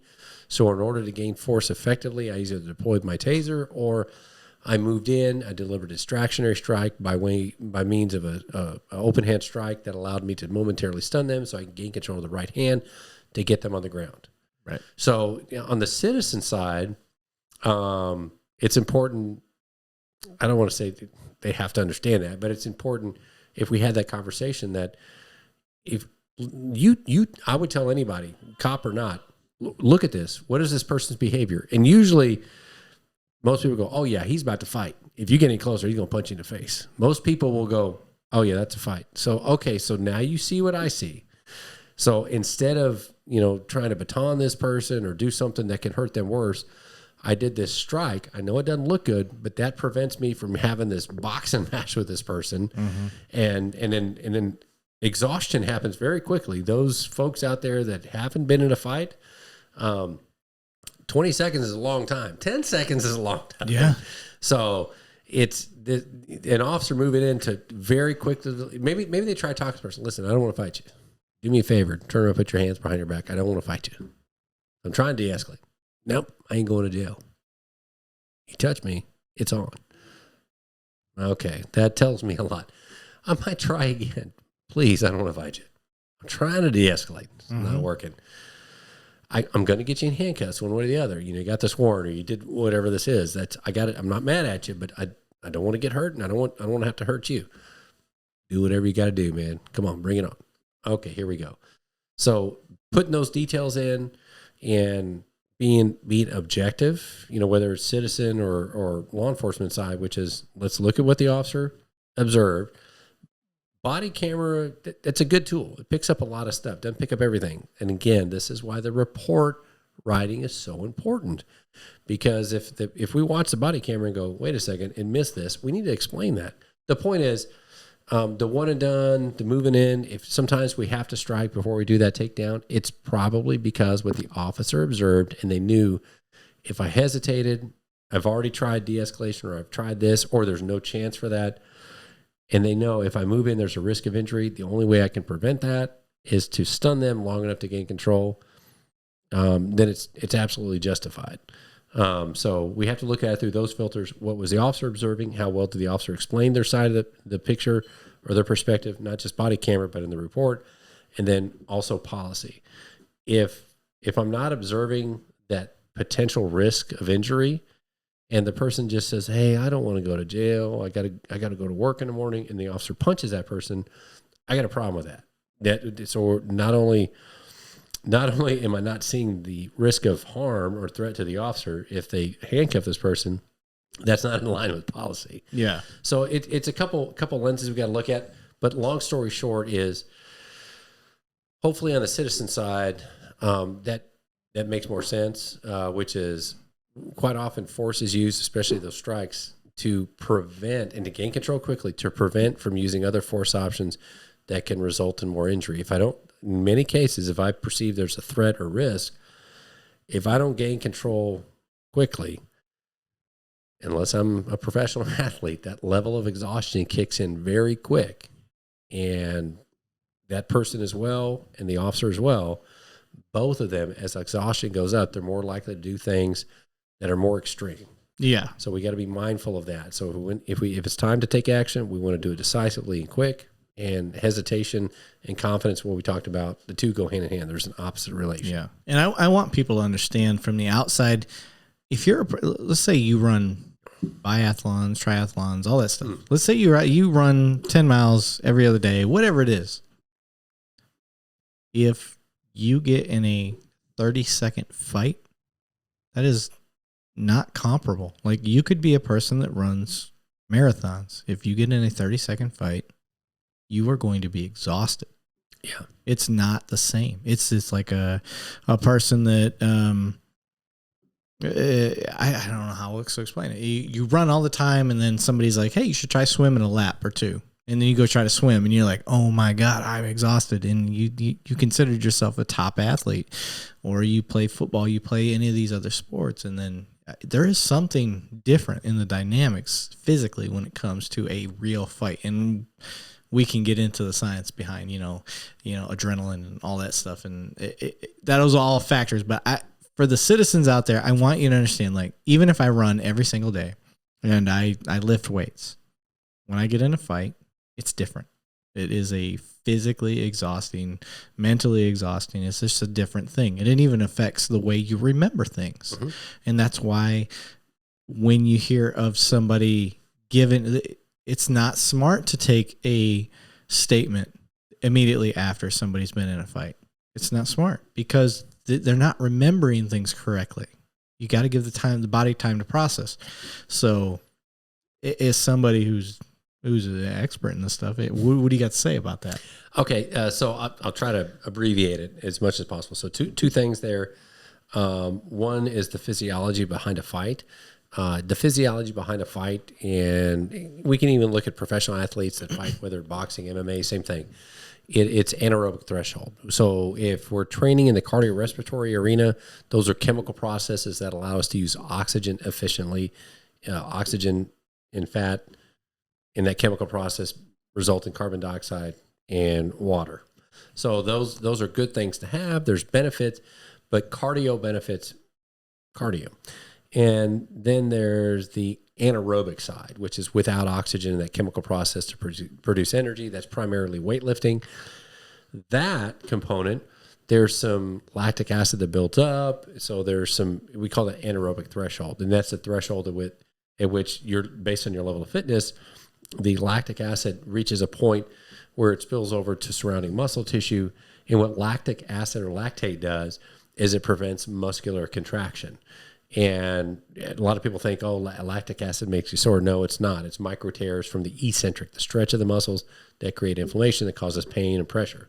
So that's lactic acid is not what makes you sore. When it builds up, there's other chemical processes involved in the cells, mitochondria in particular, that take that lactate and very quickly try to metabolize that. And what they spit back out is ATP, adenosine triphosphate. So there's a chemical process there. So here's what I'm getting at. It is this.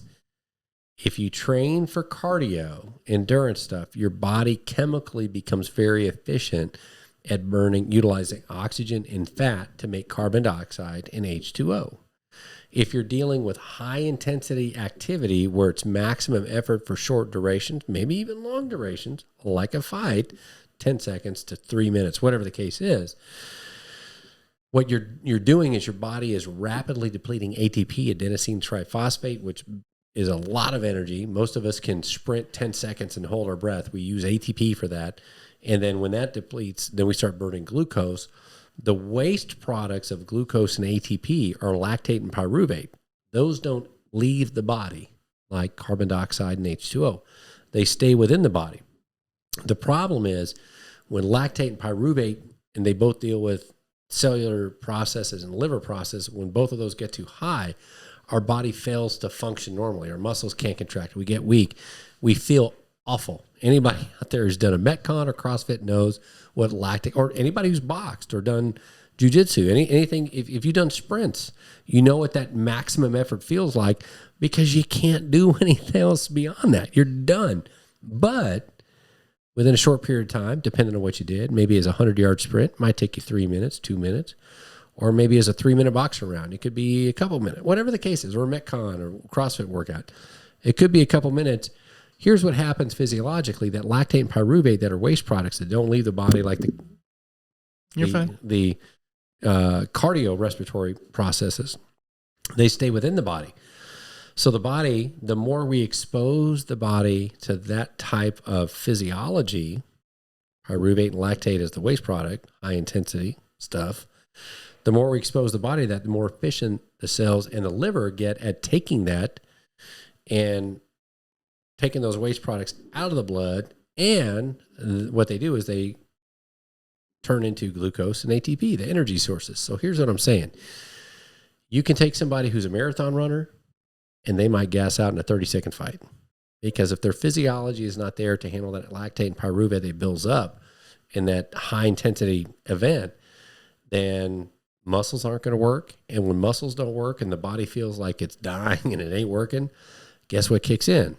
The limbic system, which is your adrenaline. And what it does is it squeezes the liver. I'm using analogies here. It doesn't squeeze the liver. Please, don't take me for any literal. doctors out there. Yeah, it signals the liver to release a lot of glucose. So you get this, once again, adrenaline kicks in because, oh shit, my body's not working. In 30 seconds, I feel like I'm dying and I can't even do this. So my adrenaline kicks in. I feel no pain. And now I got this rush of energy. Here's the problem with that. It's good for survival moments. It's not good for thinking moments. When my adrenaline kicks in, if I'm faced, thanks to the amygdala, these two little things that look like almonds at the base of our brain, thanks to the amygdala, when I'm faced with something or feel something where I feel like my life and my body's in serious danger, the amygdala takes over. Cognitive function shuts down. the limbic system, the emotion system kicks in. So in other words, if I'm in a fight and if I feel awful because I'm not physiologically trained for that event, it's very likely my adrenaline kicks in. I get a spike in glucose, so I get a sudden surge of energy. Blood is shunted from non-vital areas like digestive tract. It's pushed to legs, buttocks, back.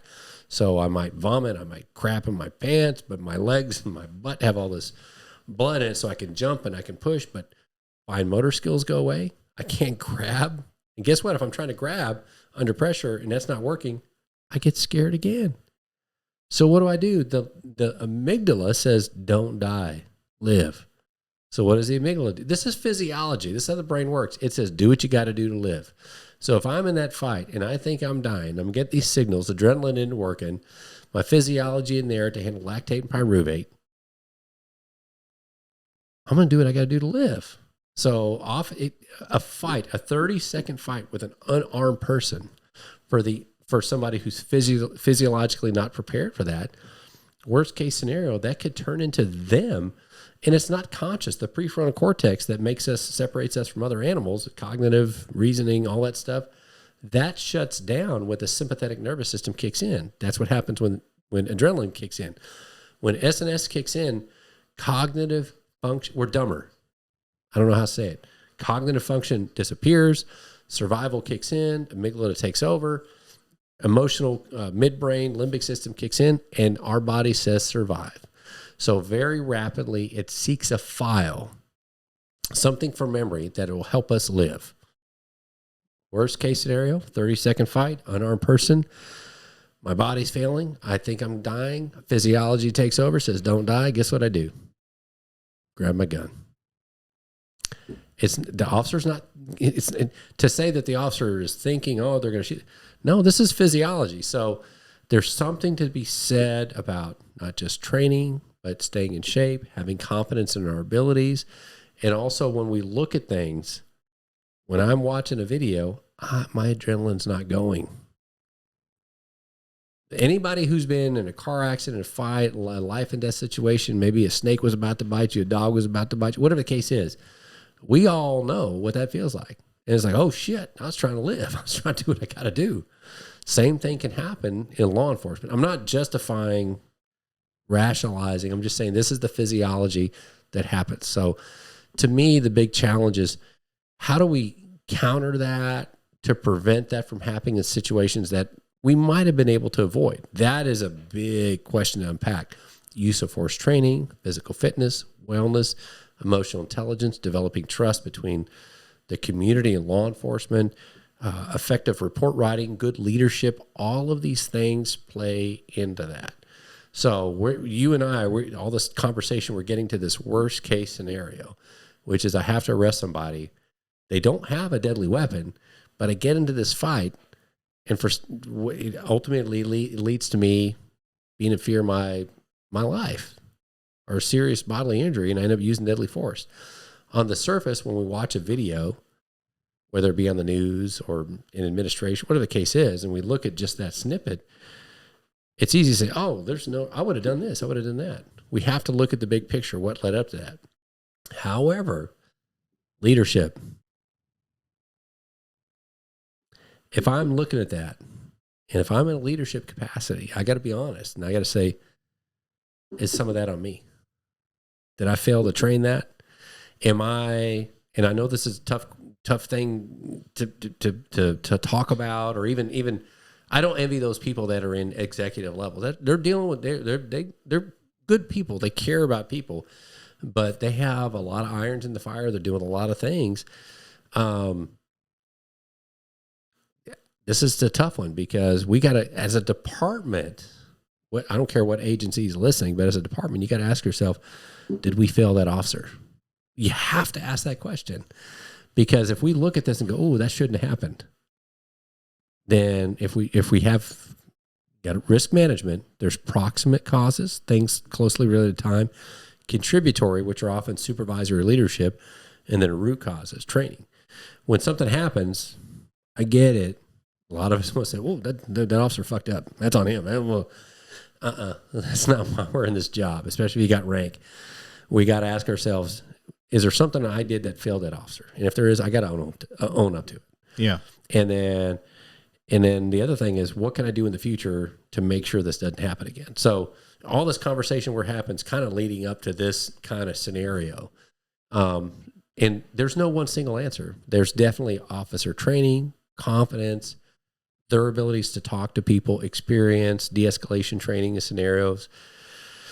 All that comes into play. There's the leadership from direct line leadership or frontline leadership all the way up to the administrative side. And then there's the command and executive side, which is departmentally. Are we still, I get it, we get busy because we deal with things, but are we still have the ability to step back and say, what are we doing from a holistic view to mitigate this in the future? And we have to, and that's one of the things I do, and it's not easy to do, is there something I did that set the stage for this officer to be in that situation? If I'm, especially as somebody that I'm in their chain of command, I got to say, what role did I play? Yeah. Because it's easy and it's nice to say, oh, that's on them. Nope. What departmentally, is there anything we did that failed or set the stage for this? Because let's take emotion out of this job. So much of this job is risk management, because risk management is you identify bad things. If you can identify the bad things, we can manage the risk if we know where we fall. But we have to look at the things we want to avoid. And then also the converse, I think, or the inverse, I guess it's the opposite. There we go. There you go. The opposite of those is, what are the things that we want to have? And that's where we get into, again, effective leadership, policy writing, executive level leadership, which is we got to reward what we want to be repeated. We got to make sure that we encourage that the behaviors, the ideal outcomes, and training. We want to make sure we're training for ideal outcomes. Definitely worst case scenarios, but if it's worst case scenario, here's still the ideal outcome. So I always go back, law enforcement, I kind of go back to this. I call it the teacher and the chalkboard, which is this. We, in law enforcement, we get really good at identifying. We're called to a scene. Somebody tells us, hey, this, and this happened. And then we talk to a witness and we go, did that happen? Yep. Okay, cool. So very quickly, we're like a little computer. We go, elements of the offense. This happened. This person behavior is criminal. I got to arrest you. We're really good at finding those mistakes, because that's kind of, I hate saying it, that's kind of one of the underlying, I guess, nature of law enforcement is we're dealing with criminal behavior. We still want to look at the good, but in a nutshell, if we got to arrest somebody, we got to get really good at seeing where the criminal offense and behavior is. Cool. The problem is, I think, my opinion, that behavior of finding that fault or that criminal elements of the offense, we get really good at applying that in other aspects, professional and personal. So we forget that an officer may have done 10 things right, and we get hyper-focused on the one mistake. Now, if it's egregious, that could be the mistake that washes it. Most of them are not. Here's what I'm getting at. It's this. It's kind of a leadership lesson or reminder, I guess. The teacher and the chalkboard. I don't know where I read it, heard it, whatever, but it always stuck with me. There's a teacher, walks up to a chalkboard. He tells the class, hey, we're going to talk about the times table today. I don't know, 4th grade class maybe. Well, I guess today, since COVID, maybe they learned this in 7th grade, is the times table for 9. No, that is sarcasm. You're empty. Yeah. You more? Oh, shit. So it says, the teacher walks up and goes, hey, here's the times table for 9. And it's 1 times 9. He writes on the board, or she, whatever. 1 times 9 is 9. 2 times 9 is 18, 27, 36, 44, 54, 63, whatever. Go to the, and he turns around and he goes, hey, there's your 1 times, or 9 times whatever, 1 through 12, all the way up out. Cool. And the class is giggling and laughing. He goes, what's so funny? They said, you got one wrong. 9 times 5 is 45, not 44. And he goes, oh. But did you notice I got 11 right? We have a tendency to do that, which is you got the one thing wrong. And when trust is there, whether it's internal or external with a community, we're less likely to say, oh, look, you got the one wrong. You got 11 right. We have a tendency to forget that. So we get a lot of things right. Doesn't mean we can't forget about the gap or where we're making a mistake. But especially when it comes to use of force, there's so many. When we look at that scenario, we just talked about worst case scenario, they got to arrest somebody. they don't have a deadly weapon, but I end up shooting that person or using deadly force. That doesn't sound good. But was it justified? If that officer, in a nutshell, and I'm not going to get dive too deep into Supreme Court cases and Fifth Circuit cases, if we look at that in that moment, if that officer was basically placed in fear of their life, they thought the person had the opportunity, ability, and the intent to cause SBI or death. Okay, that meets the Tennessee versus Garner, the Grant versus Connor standard. Okay, cool. In that moment, that's how the court looks at it. It's in that moment is lawful. But everything leading up to that, is there something we could have done to prevent that? Not just at the officer level, but at the departmental level. And looking in the mirror, that's a tough thing to do sometimes. So that's something those in leadership positions and departmental executive positions, we have to periodically go, hey, back to maintenance, like I said, tighten the bolts, whether that's with us in the community or internally, we got to be able to say, hey, don't forget, we got to look in the mirror every now and then. And if sometimes the failures of officers, certainly the proximate causes in that moment fall on an officer, but there's also contributory and root causes that we got to look at. What did we do or not do that set the stage? So I know I went kind of down a rabbit hole, but hopefully that kind of covers that. Yeah. Perfect. I'm satisfied. We've hit a good time frame, a good ending point. Obviously, our cans are empty. That's but before we end it, as far as use of force goes, is there anything else that you think is a contributing factor, or anything else that you think we need to bring up? Is there any closing things that you want to make sure not just the community but other departments take from this? Kind of in a nutshell, I'm gonna end with where we started, or in regards to use of force. It's this: use of force, even though it's not a majority of what law enforcement does. If I don't know the exact statistics. I mean, if I was to guess, I'd say it's 3 at the most, maybe 5% of what law enforcement is about. Most of it is about talking to people, maybe making some arrests here and there, doing investigations, taking report calls.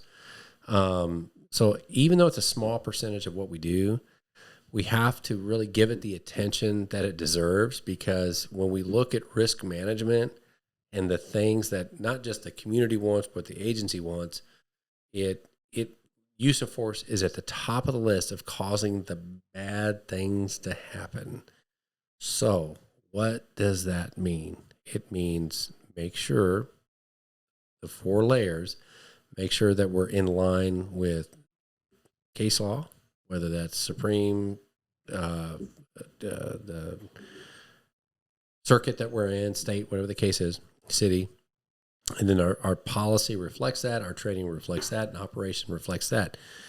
And we have to remember this is a flexible job, because legislation is going to change based on public policy and people. And that changes those 4 layers I just described. So use of force, it's going to continue to change in terms of what is either expected or even reasonable. Right now, the Supreme Court cases, I mentioned Grant versus Connor and Tennessee versus Garner, those still hold true today. Who knows? 5 years from now, the Supreme Court may say, you know what? We see it differently. The point is, every department has to stay on top of those things. Second thing is, give it the attention it deserves. Make sure that we're training. Where do you want to pay? On the front end or the back end? If you're going to pay somewhere fiscally, money-wise, pay money on the training. Fund the police departments. Make sure we have that training and it's ongoing. Because if we don't, and that's minimized, we're going to have problems on the back end. The issue there is not only do we damage trust, but the problems on the back end, those can often lead to loss of life. So give use of force the attention it needs, the funding it needs, the training that it needs, and make sure those that evaluate use of force are qualified to do that. Not everybody's qualified to look at a use of force incident, whether that be acts on camera and report and go, this is within policy. It takes training for that. Make sure you have people that are trained in that arena. I think there was something else, but I forgot. But in a nutshell, just use of force, it affects everybody, all of us, citizens, police department. We all want the same thing.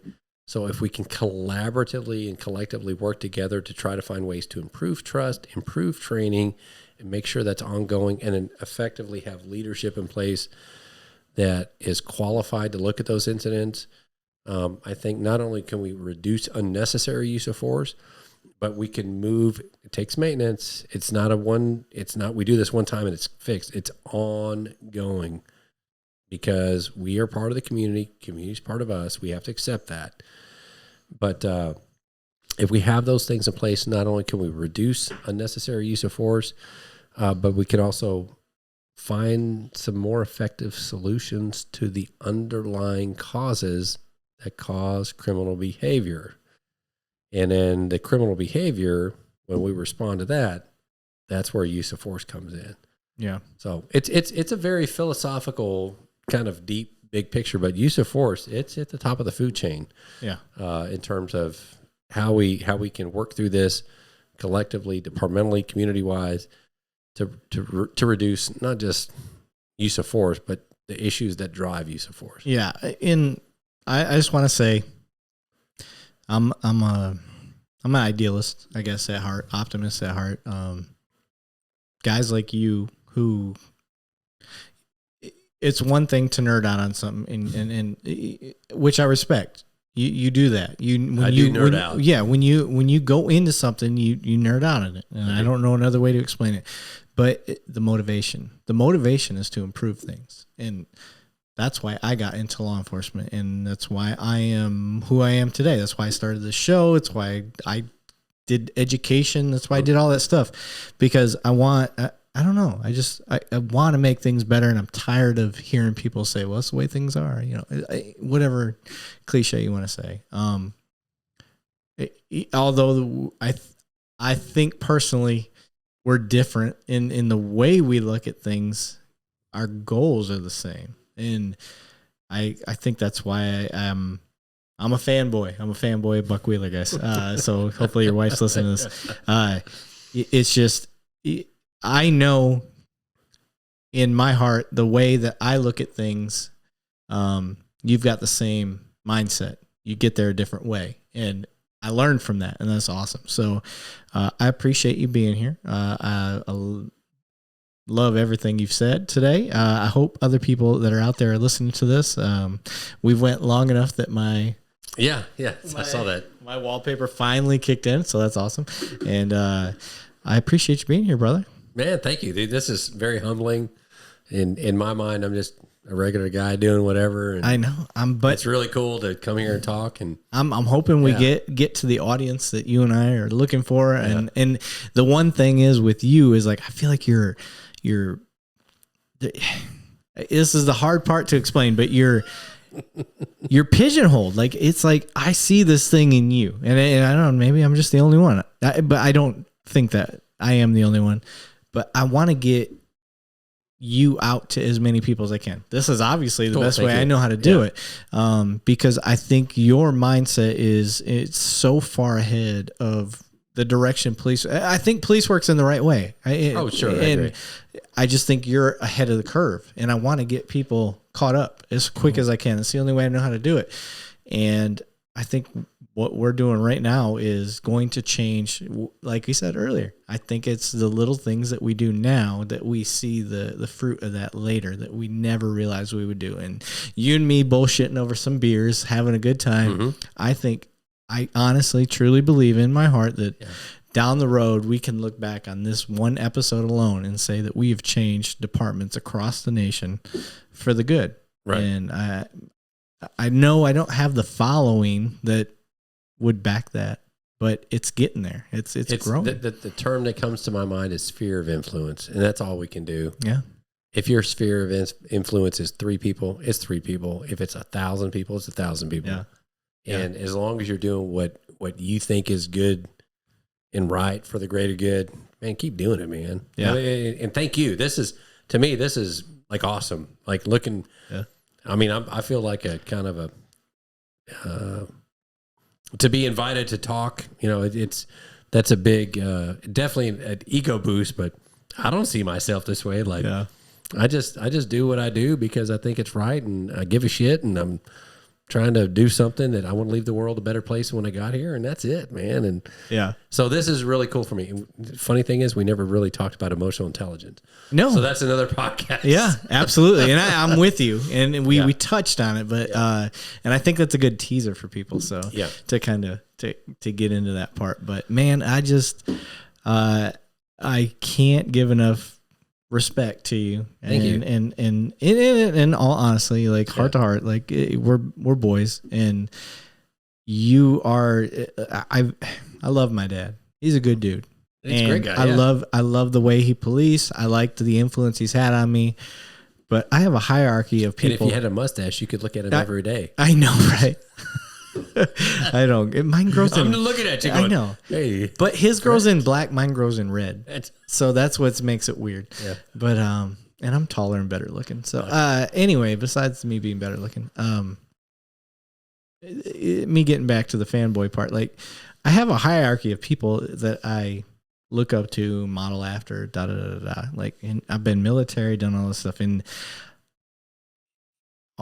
I love you, bro. Okay, and it's a heart to heart thing. I love you too. I love you, man. And you are probably the top person that I model my police work after. Thank you. That means a lot. And I'm not saying that because we're on the show or whatever it is, but we're only on this earth for a limited amount of time. And if I don't tell you that now, maybe I won't tell you it ever. But I'm with you. Thank you. I just want you to know that your work and your heart that you put into it, that's what I follow. And it's one of those things that you see that stuff. And it's like Joe Rogan. Mm-hmm. I love Joe Rogan. I love him because I honestly believe his heart is behind what he does. Yeah.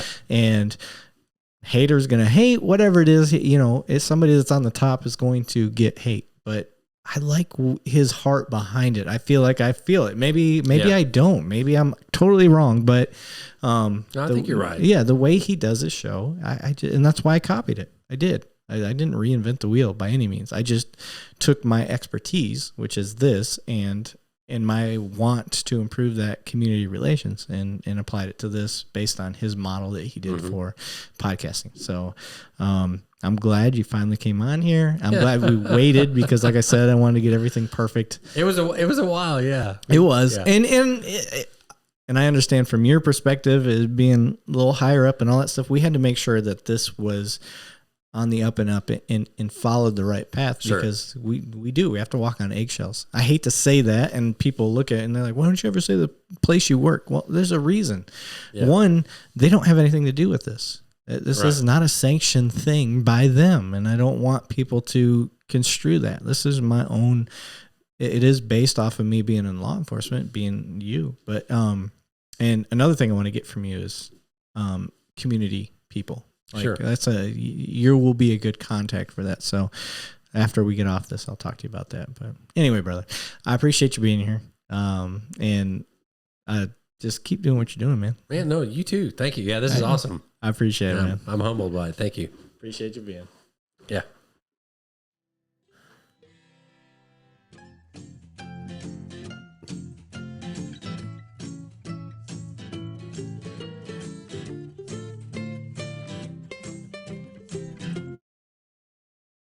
This episode of the podcast has been brought to you by flocksafety.com/2cops. That's FLOCKSAFETY.com/2 and the word cops, COPS. Flocksafety.com/2cops. And I am also announcing that they are releasing a brand new device on October 19th. I can't share any of the details here, but think, what if you could solve gun violence like a drive-by shooting, car break-ins in real time, fights that break out, reckless driving? Well, you're going to want to check out their virtual product launch to find out how this brand new device will help you solve crimes in progress.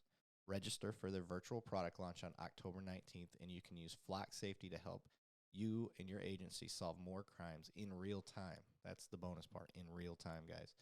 One more time, check out flocksafety.com/2cops.